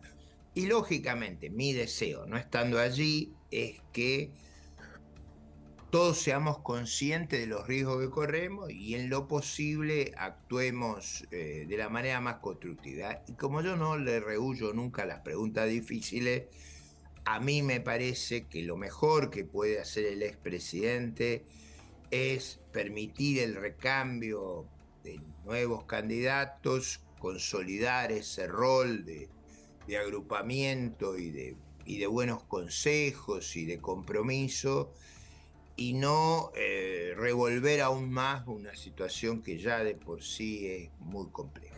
Y usted va a discutir en la interna, ¿no es cierto?, como candidato. Él va a tomar la decisión que quiera y tiene todo el derecho de hacerla. Ahora, si usted me dice, ¿a usted qué le parece? Bueno, yo no quiero rehuir. Ustedes habrán visto mi definición. Esta campaña va a ser a verdad completa. Y ojo que eso es importante para los debates. Acá va a haber debates muy duros por los problemas que tenemos, y en esos debates es importante que digamos, aunque nos perjudique, aunque no nos guste, con toda crudeza cómo vamos a enfrentar los problemas y cuál es nuestra opinión. Eso era innecesario que yo lo hiciera, pero lo hago para que nos ubiquemos. A mí me parece que este esfuerzo de cohesionar nuestras coaliciones, quizá después de la gobernabilidad, el desafío más grande que tenemos. Yo sé que a usted no le gusta hablar de candidatos, pero usted va a ir ahí, ¿no?, en la interna. ¿Por qué no me gusta hablar de candidatos? De nuevo, porque creo que subestimamos a la población. Correcto. La población lo que quiere es que le hablemos de cómo vamos a resolver los problemas, cuáles son nuestras iniciativas. Hugo quiere que nos dé un título, Ricardo, claro. un título para cerrar. Pero se lo voy a dar, Yo en estas cosas, a mí me gusta hablar como es mi estilo, no como me habló de la narrativa en varios momentos de los últimos tiempos. Ahí está. Yo voy a ser candidato en Ahí está. Elección. Eso necesitamos. Bueno, ese es el graf. Lo voy a hacer donde crea que puedo hacer el mayor apoyo. Correcto. Y lo voy a hacer en función de estos valores, no para denostar a los demás, sino para llenar, como decía Sarmiento, es un lindo ejemplo, vengo con mi puño lleno de verdades y de propuestas. Eso es lo que voy a hacer en la Excelente. Bueno, Ricardo. Otro día hablamos del materialismo histórico. Excelente, le sacamos finalmente lo que Sí. quería hacer esta noche. Muchas gracias, Ricardo. Nos queda hablar de la historia y del marxismo. Sí, sí. Para la interesantísimo, Ricardo, siempre. Muchas gracias. Muy interesante, claro que sí. No, gracias a usted. Tal vez. Bueno, está con nosotros Juan Manuel López, Federico Pinedo. Enseguida hablamos con ellos. Son dos visitas muy importantes. Estaban escuchando con atención este debate. Vamos a hablar con cada uno. Tenemos mucho tiempo todavía. Pero antes, Paula nos va a contar la foto del día. Así es, la foto del día. Y mirá, la tengo acá atrás. Y es una foto que reúne a distintas vertientes del Frente de Todos. Esta foto, precisamente, pasó hace minutos. Pero en este momento el encuentro sigue en Merlo. Y ahora vamos a repasar quiénes son los que están en esta foto. Porque hubo bastantes días álgidos en la coalición de gobierno. Y les cuento que están comiendo en Merlo asado y ensalada. Los participantes de esta reunión ahora, en este momento. Y vamos a hacer un chiste con el asado. Eso te lo confirmo porque dos fuentes me dijeron asado y ensalada. Muy bien. Y vamos a repasar, si quieren, quiénes están. Claro. Acá en el centro de la foto, el ministro del Interior, Eduardo Guado de Pedro. Ahí está. Esa posición indica, es toda una... Bueno, ese es el candidato de Cristina Kirchner. Ahí está. El candidato presidencial. El hijo directo para muchos de la vicepresidenta, el que está ubicado en... Hay que hacer un Vos análisis sabés semiótico. que Guado de Pedro fue el primer camporista que cuando Néstor Kirchner vivía se acerca a Cristina Claro, y no a Néstor. claro que Por sí. eso es el hijo directo. Bueno, esta es la foto del día en términos de la cantidad de personalidades. Ya hablamos de la foto del día de Macri con Larreta y otras fotos que son políticas, pero esta reúne a todos menos al presidente, que quedó muy de lado. Seguimos repasando quiénes estuvieron entonces. Guado de Pedro, que en los últimos días, con fricciones con la Casa Rosada, después Guado le bajó el tono, eso te lo voy a contar después, pero bueno, lo tenemos aquí. Arriba, Gabriel Catopodis, el ministro de Obras Públicas. Sí. Gabriel Catopodis, que siempre mantiene un perfil moderado dentro de la coalición de gobierno. Vos sabés que preguntaba con respecto a su presencia allí en Merlo y me decían que Catopodis va a estar presente en todas las reuniones que ayuden a la unidad del espacio y que ayuden al triunfo nacional, con eje sobre todo en la provincia de Buenos Aires. Porque dicen del espacio de Catopodis o del entorno de Catopodis, bueno, hay dos cosas que están claras dentro del peronismo. Una es que estamos gobernando, la otra es que hay que mantener la unidad hacia adelante justamente en este año electoral. Así que ahí lo tenemos a Catopodis, que me dijeron no se quedó a cenar de todas maneras porque lo estaban esperando en su casa. Seguimos repasando. Hay intendentes de la primera y la tercera sección electoral. Por ejemplo, la vemos a Mayra Mendoza. Acá seguimos, mirá. También hay representantes del Frente Renovador. Por Daniel supuesto, Menéndez, el allí... anfitrión de Merlo. Mira, acá la tenemos a Cecilia Moró. Mirá, Cecilia Moró, sí. Cecilia Moró, que es del ala de Sergio Massa, quien también fue a la reunión, ahora te lo muestro. Acá lo tenemos a Jorge Ferraresi, que es vicepresidente del Instituto Patria, que volvió a Avellaneda. Seguimos repasando. Axel Kicillof. Cristina Álvarez Rodríguez, que es ladera de Axel Kicillof, el gobernador de Buenos Aires. Y acá Sergio Massa. Sergio Massa, que está en este momento en Merlo, que llegó después de hacer los anuncios para el campo, ¿no? Sí, después De la vamos a reunión con la repasar. mesa de Reunión con la enlace. mesa de enlace. Vamos a repasar otras fotos. Hay algunos. Mira, ni un albertista, Pau, ahí, Nada. ni un albertista. Bueno, Catopodis podemos decir que está Bueno, ahí como en una postura Catopodis ya moderada. me parece que ya huyó, ¿no? Hace bastante. ¿Vos decís? Y hasta Alberto. Massa, mirá. está Bueno, ahí. acá seguimos, Sí. mira, lo vimos a Massa y acá Máximo Kirchner. Claro. Máximo Kirchner, que habló el fin de semana, recordemos, dijo Cristina nunca lo maltrató a Alberto. Y al lado de Máximo Kirchner, Mariel Fernández, intendenta del movimiento Evita, ¿no? Que no es un dato menor también, Mariel Fernández de Moreno. Esto es un poco la foto. El ala dura del kirchnerismo, ¿está bien? El camporismo Yo digo que hay, kirchnerista. pero tenemos también representantes del Frente Renovador. Sí, Bueno, con Massa. el esta Frente foto Renovador corre ahí en... Lo tenemos a Sergio Massa, ¿ves? Y acá te muestro Martín Pero ahí Insaurralde. está Alejandro Granados, mirá. el sheriff. Acá seguimos repasando. Bueno, Ahí Guado está, en de el medio de Pedro, esa foto, ¿eh? El hombre de... Mayra Mendoza. Alejandro Granados, el hombre de Sí, Ezeiza. El hombre de Ezeiza. Bueno, viste el que anfitrión. era verdad que el asado volvió. El asado volvió. El asado volvió. Para Y se ve ellos que volvió. para ellos y para definir lo que va a ser la política de este año. Y hoy conversábamos con Martín Rodríguez Yebra, un gran periodista de La Nación, y decía que también están preparando el contragolpe, cómo decir, si pierden, cómo se regrupan en el próximo año. Bueno, por eso Pichetto nos decía recién que la reunión la habían hecho en el lugar adecuado, ¿no? Exacto. La habían hecho en el conurbano, que es un poco lo que estábamos hablando también con López Murphy. ¿Qué pasa si la coalición opositora pierde la provincia de Buenos Aires? Sí. Porque Milei se lleva una porción, fíjate, ¿no? Un 15 o un 20%. Dato de Merlo. Merlo es uno de los partidos con más inseguridad, gobernado por Daniel Menéndez, que tiene una condena de corrupción. En realidad, la intendenta es la hermana, y allí se reunieron, ¿no? Para entender también algo de la radiografía del Hay ahí dos candidatos, por lo menos dos candidatos a presidente por el Frente de Todos, que es Sergio Massa y Guado de Pedro. Exacto. Guado de Pedro muy contento porque hay una encuesta de Aresco que lo muestra que si Cristina Kirchner lo bendice, él tendría chances en las PASO. Así que, bueno, veremos. ¿Paula? Bueno, acá tenemos, hay que ver, porque Sergio Massa dice que, o por lo menos desde su entorno dejan trascender que no está pensando en una candidatura de momento. Bueno, hay que ver. Acá te muestro, mira, el tuit de Guado, mientras esto se desarrolla en Merlo. Hoy en Merlo compartimos un gran encuentro junto a referentes provinciales e intendentes de la primera y la tercera sección electoral. Y la foto que antes desglosábamos con los distintos referentes que fueron de la provincia de Buenos Aires y con personajes muy importantes y de mucho peso para el oficialismo que están presentes en esta foto. Guado de Pedro, el ministro Sergio Massa, Cato Podis, Kicillof y más allá Máximo Kirchner. Te diría que ahí hay kirchnerismo, puro kirchnerismo, camporismo por supuesto, está Massa del Frente Renovador y hay un sector del peronismo, porque Máximo es el presidente del Partido Justicialista bonaerense. Y el peronismo, por supuesto que lo ha puesto ahí, de alguna manera, o un sector del peronismo también se regrupa y esta foto es una muestra. Federico Pinedo, ¿cómo le va? Muy bien. Gracias por su visita. Una primera lectura de esto que ve, por supuesto, de quienes nos gobiernan, ¿no? De un sector del Frente de Todos.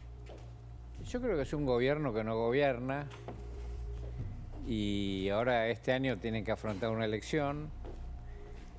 Han decidido no arreglar los problemas económicos, convivir con los problemas económicos, que conviva el pueblo con los problemas económicos graves que tenemos y patear la cosa para el próximo gobierno, sea quien sea.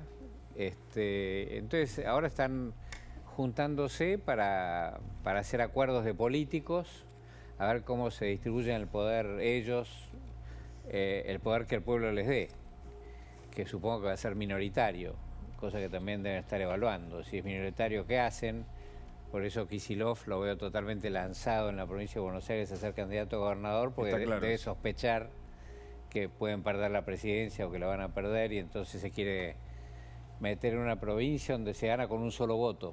Es cierto, no hay segunda vuelta. Claro, no hay segunda vuelta. No hay segunda vuelta, o si hay mucha división, alguien puede ganar con muy pocos votos la provincia de Buenos Aires. Y un poco lo que planteábamos antes, ¿no? Si Milei no hace un acuerdo, que no lo va a hacer con Juntos por el Cambio. Todo indica que no.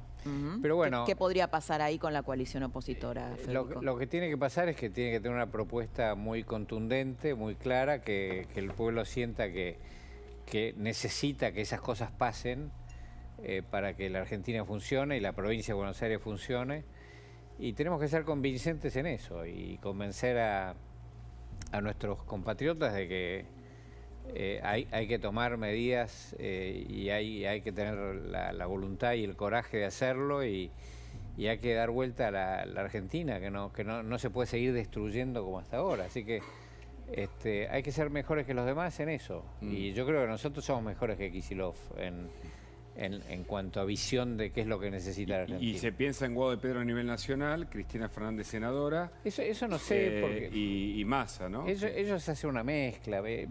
Es como que no les importa ser de izquierda, de derecha, de arriba, de abajo, de centro, le da lo mismo.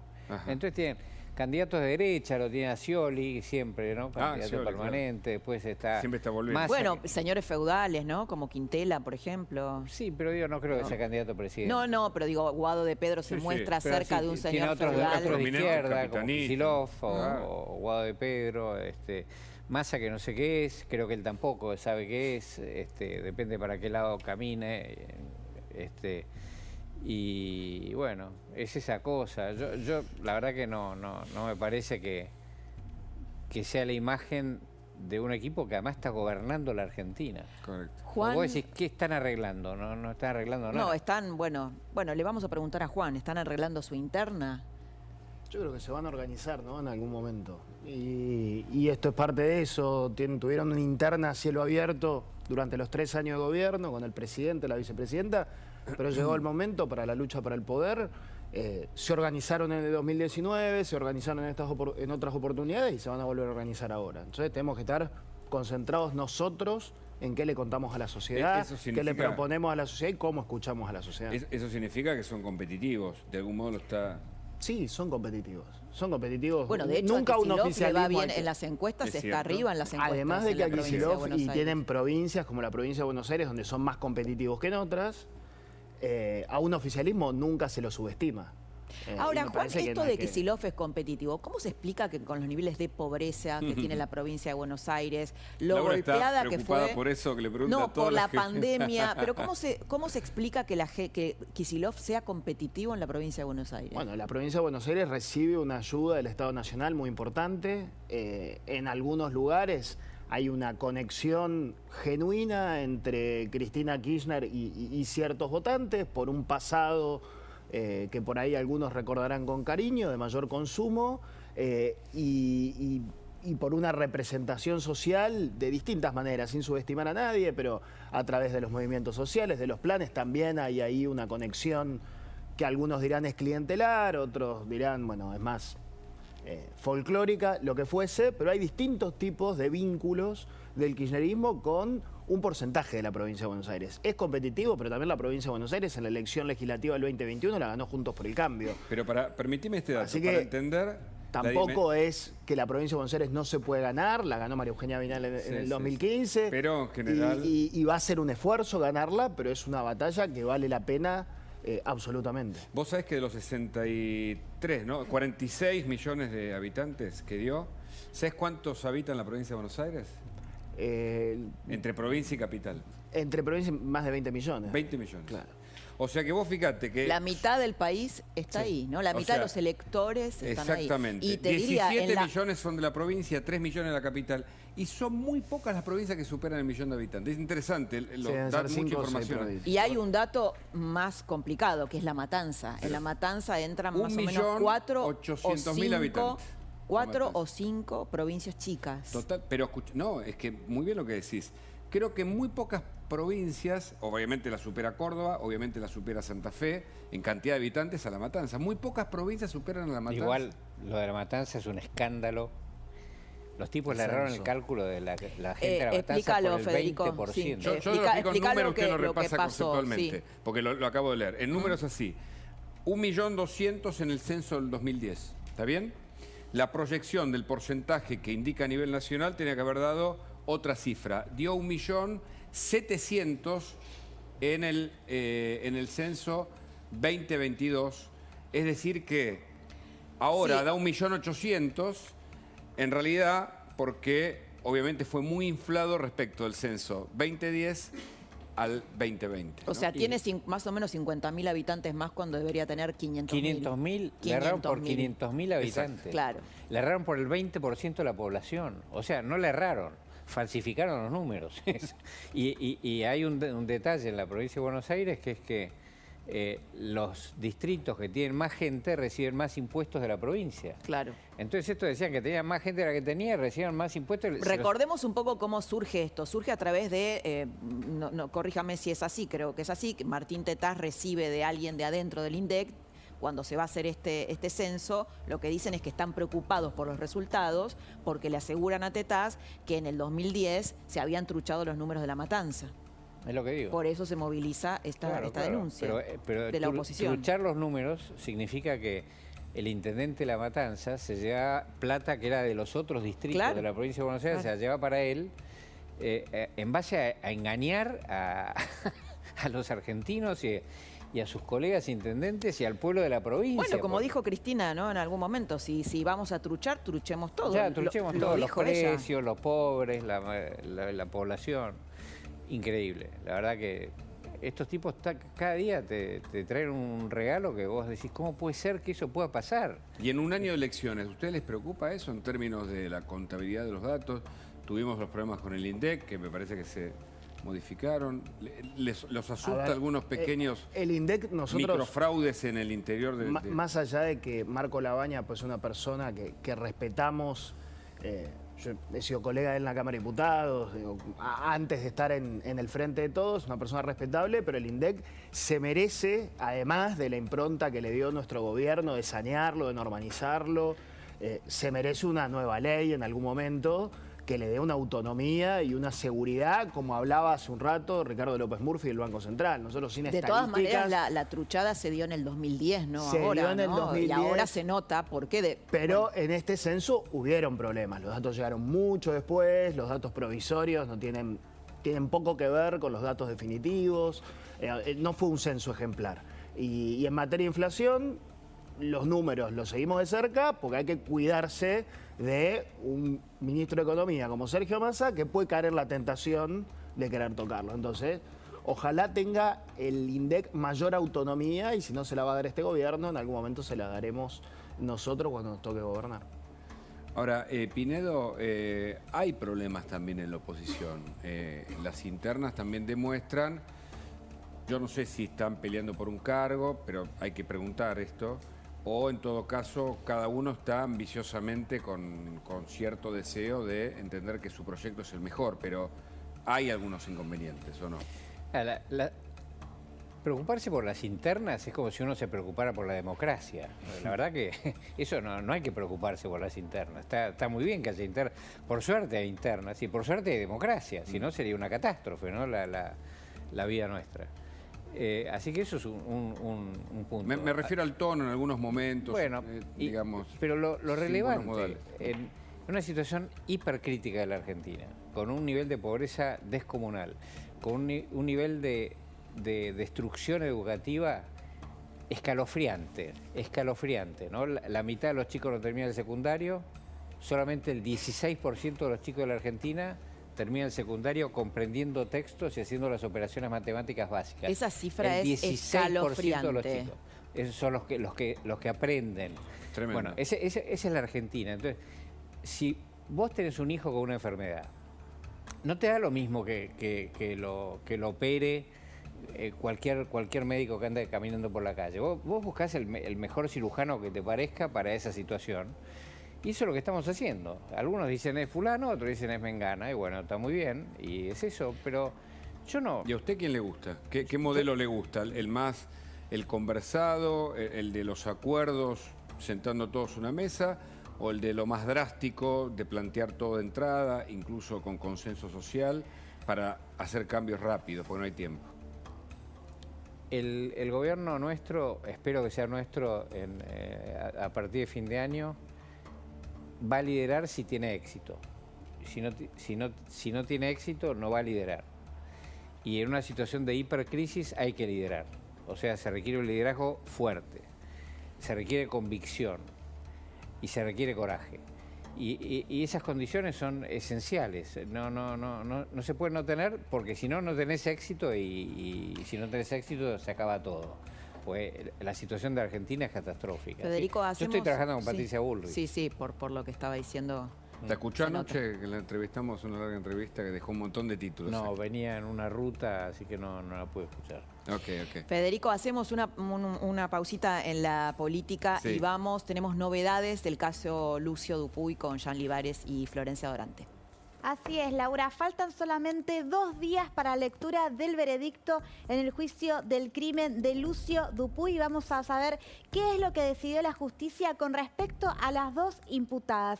A la mamá de Lucio, Magdalena Espósito, y a su pareja, Abigail Páez. Y esto es fundamentalmente lo que aportan las ciencias forenses. Un elemento importantísimo para esta causa, para poder dilucidar qué fue lo que sucedió, es el informe de autopsia que dice lo siguiente: el causal de muerte lo describe como politraumatismos en diferentes partes del cuerpo y también una hemorragia interna, lesiones de mordeduras, de quemaduras y de golpes de antigua y reciente data. ¿Esto qué quiere decir? Que había lesiones previas que ya habían comenzado a sanar, y no solo el ataque se ejecutó en el momento que asesinaron a Lucio, sino que era mucho previo antes.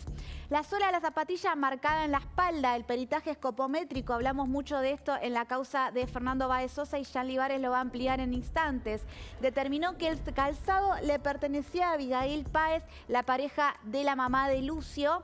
Esto es algo que se estuvo haciendo a partir de el laboratorio forense que analizó estas marcas, y abusos sexuales de reciente y de vieja data. El 80% del abuso sexual en la infancia ocurre dentro del mismo hogar y en manos de familiares.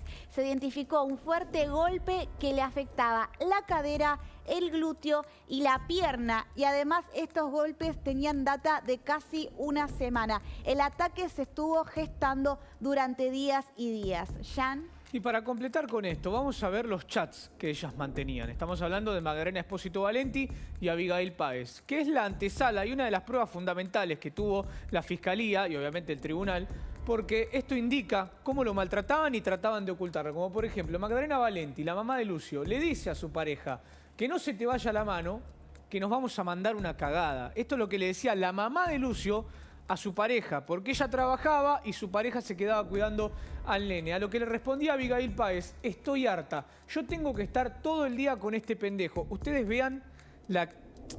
No hay adjetivos para describir cómo trataban a este niño de 5 años. Magdalena Valenti en otro mensaje: ¿cómo le pegaste? Ya van 2 veces que vomita. ¿En el contexto de qué? Abigail Páez le dice: está vomitando porque le pegué, y a lo que ella le responde: no lo quiero ni ver a Lucio porque me amarga la vida.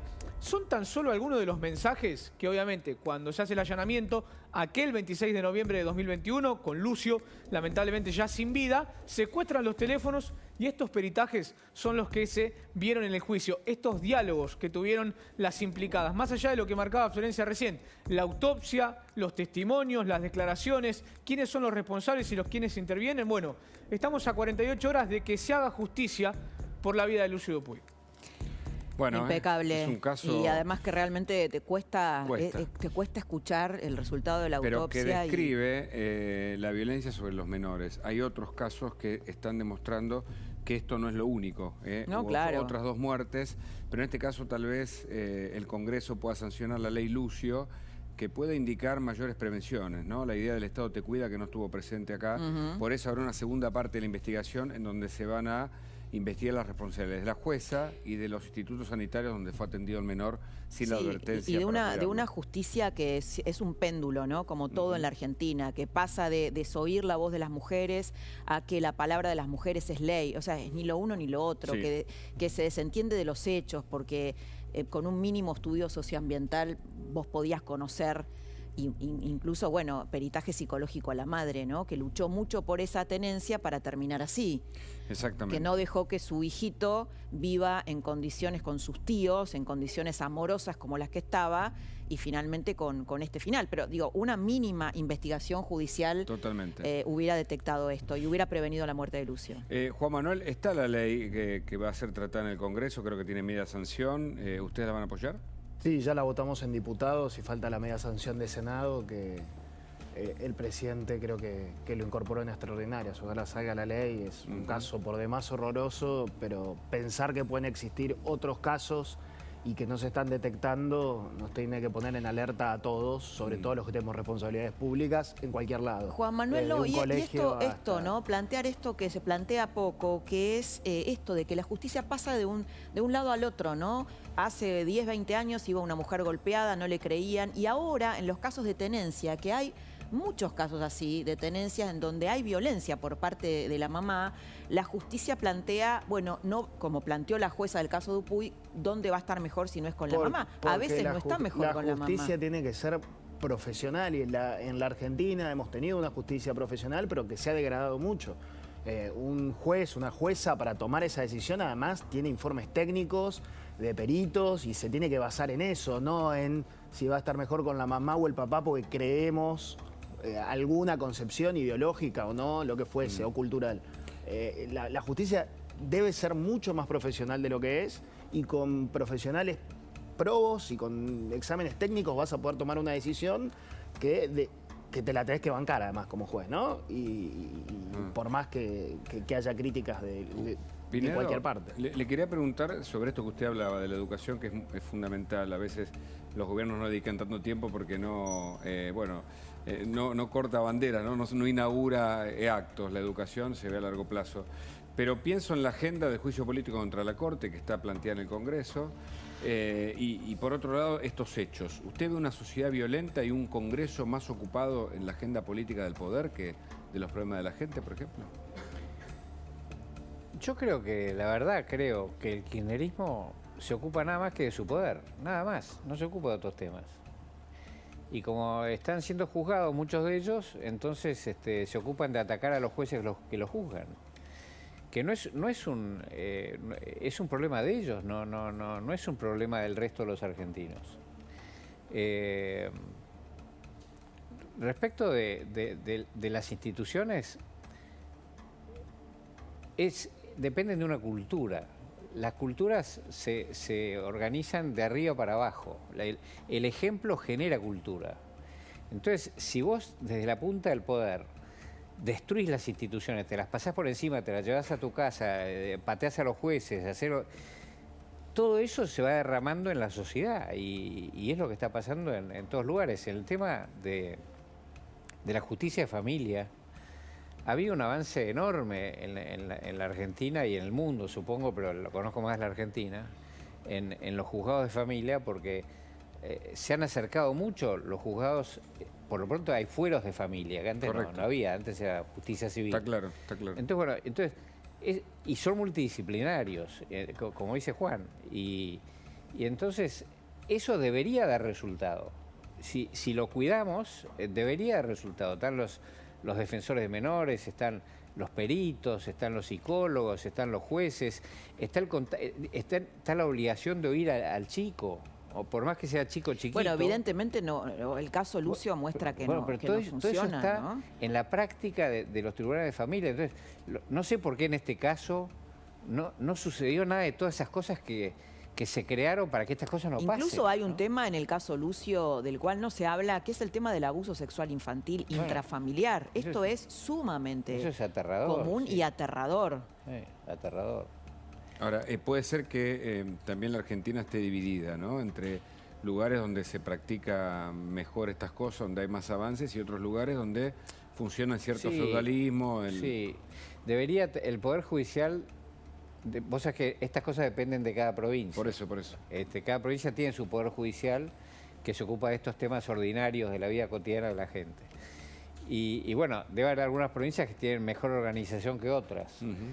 Pero evidentemente los poderes judiciales tienen que tener algún tipo de control de qué es lo que está pasando en los juzgados, ¿no? Tiene que haber algún mecanismo de veeduría, de saber lo que pasa, ¿no? Claro. Y si vos no tenés ningún control, bueno, te puede pasar cualquier cosa, claro. Pero es cierto lo que usted dice, porque en vez de mejorar la justicia, hacerla más compleja, instrumental y adecuada, se la golpea, ¿no? Y el jueves hay una nueva reunión en Comisión de Juicio Político para ir por la Corte. Sí, el Congreso empezó las sesiones extraordinarias, que empezó en el 23 de enero, con una agenda que no tiene nada que ver ni con los problemas que tiene la justicia como porque es una agenda del poder kirchnerista, que nos obliga a nosotros a participar en defender la independencia del Poder Judicial, que es un valor en sí mismo. O sea, un país que tiene independencia del Poder Judicial tiene seguridad jurídica. Si tiene seguridad jurídica, nos garantizamos todos los habitantes y los que quieran venir a apostar a la Argentina en que su propiedad va a ser cuidada y la va a poder tener, que sus derechos van a poder ser ejercidos, en fin, una cantidad de cosas básicas que tiene que tener cualquier democracia moderna. Y esa es la agenda de hoy del poder del kirchnerismo, que va a seguir este jueves, va a seguir el jueves que viene y no sabemos por cuánto tiempo. Tal vez los próximos 2 o 3 meses el Congreso solo se dedique a querer enjuiciar a la Corte. ¿Cuál puede ser el efecto? Porque un poco lo que dice el kirchnerismo es, bueno, que la van a extender. Al principio iba a ser una cosa express, acotada. Ahora no, apuntan a que ese show continúe. Ese show tiene un objetivo, a mi modo de ver. ¿Puede tener efecto sobre los jueces, sobre los integrantes de la Corte Suprema? Porque la idea es limarlos, ¿no? Es desgastarlos, es disciplinarlos. Y si no pueden hacer eso, es convertirlos en enemigos. En el relato del lawfare, que es este invento que hizo Cristina Kirchner de yo no soy una persona que cometió delitos, sino que soy una dirigente política perseguida por el Poder Judicial, los medios de comunicación y la oposición. Bueno, tengo que terminar de poner al Poder Judicial en el rol de enemigo. ¿Para qué? Si revisan mi sentencia, si no me dan la razón, es porque eran mis enemigos. Si viene otro juicio, como puede venir Otesur o Los Sauces, cuando termine mañana la feria judicial, se pueden reabrir juicios, o está Cuadernos, otra cantidad de expedientes que tiene Cristina Kirchner que enfrentar, decir, bueno, lo que pasa es que el Poder Judicial es mi enemigo. Entonces, desgastarlo, apretarlo y ponerlo en esa condición. Y me parece que la Corte y el Poder Judicial en general no entró en ese juego, dijo, soy independiente.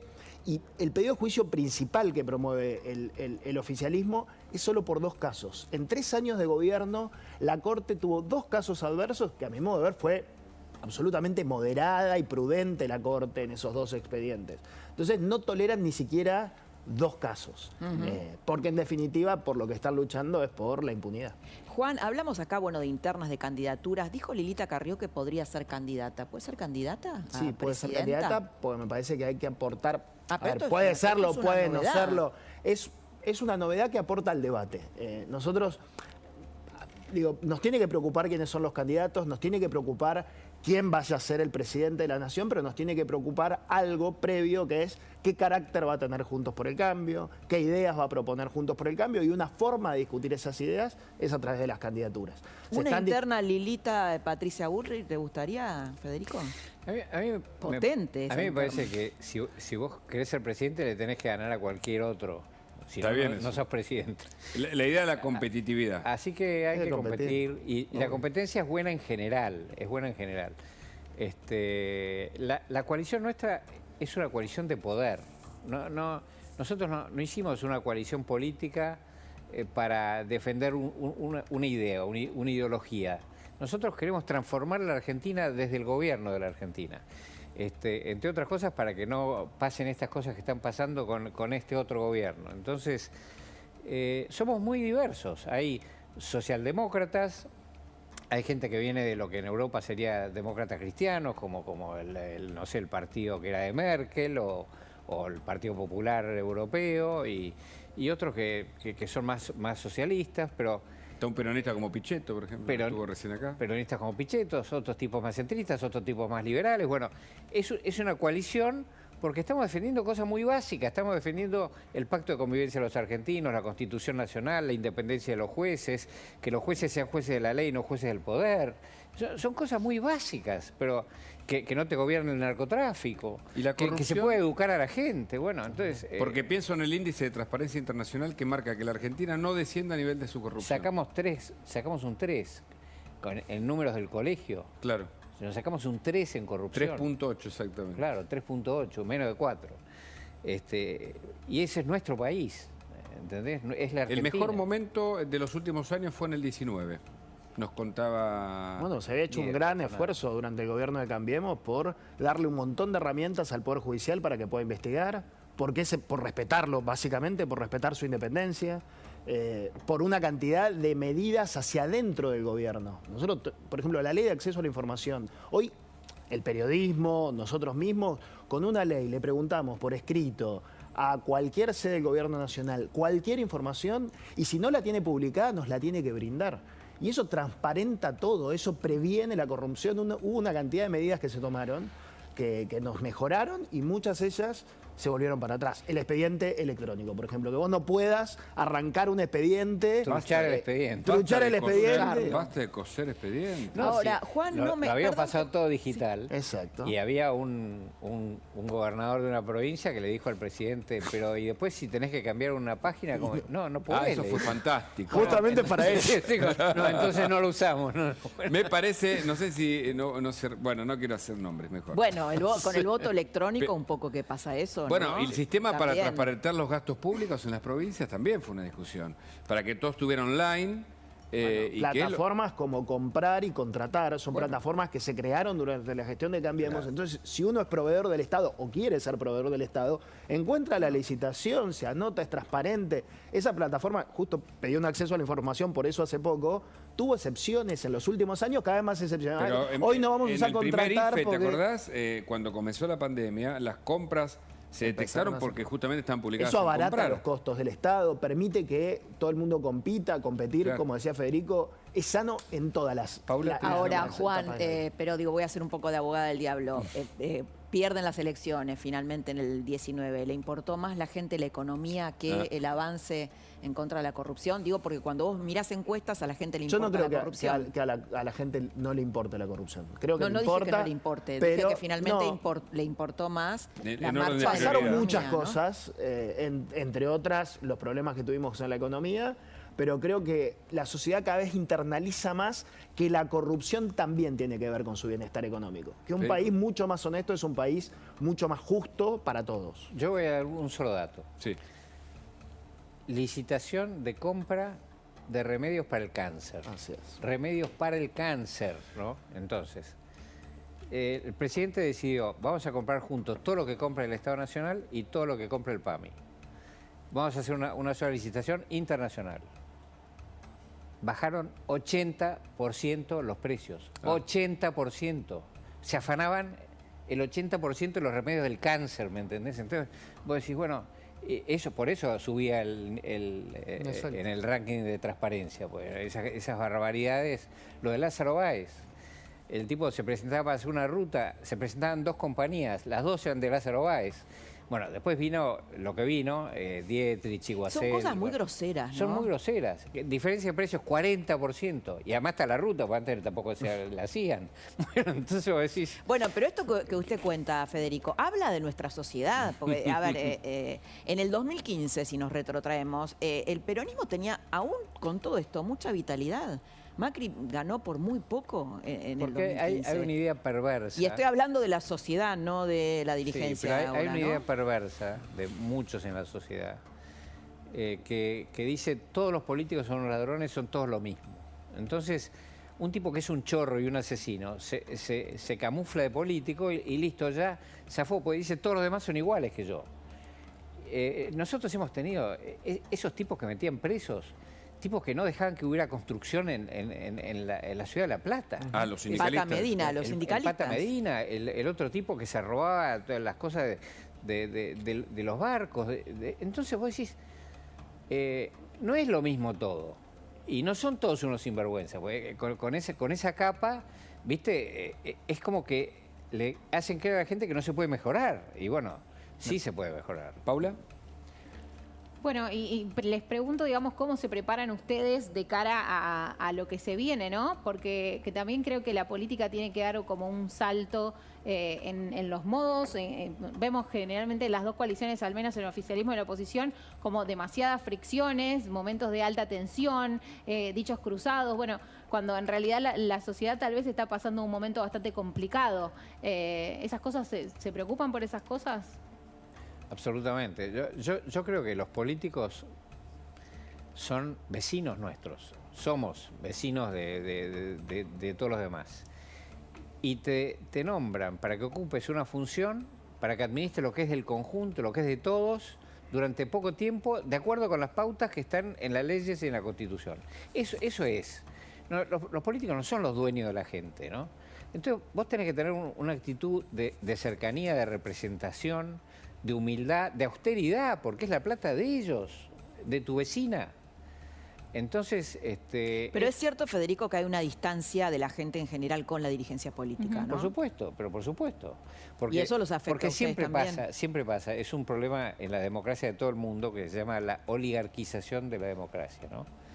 Que consiste en que los políticos, a fuerza de estar trabajando entre ellos y con los privilegios del poder, se van acostumbrando y se van separando de la gente y después les parece que es normal lo que antes les parecía que era normal y después aceptan tal cosa porque bueno, el país lo necesita y después se acepta otra cosa y después bueno, mucha corrupción generalizada, qué sé yo, hasta que hay gente que dice acá hay que hacer un sistema que funcione, no puedes dejar que los tipos sean santos. O sea, tiene que funcionar el sistema. Está claro. Juan Manuel quiere decir Juan, eso. no, Sí, no, hay yo un- quería preguntarte, Sí. porque nos tenemos que ir a un corte. ¿Cuándo Lilita decidió ser candidata? Pues nos tiraste una bomba acá. No lo tiene decidido. Es una posibilidad dentro de las posibilidades que hay que ver el escenario, ¿no? No todo el mundo todavía definió sus Dijo candidaturas. que no iba a salir ni a qué. bailar chamamé si Claro. era si era Lilita siempre está ahí, candidata. ¿no? Es parte de eso. Lilita me parece que es una voz importante Sí, sí. en la Argentina y en Juntos por el Cambio en particular. Sí, pero alguna vez había dicho no necesito cargos para No, dar y- discusiones. Y su candidatura no implica necesariamente un cargo, es una competencia Claro. para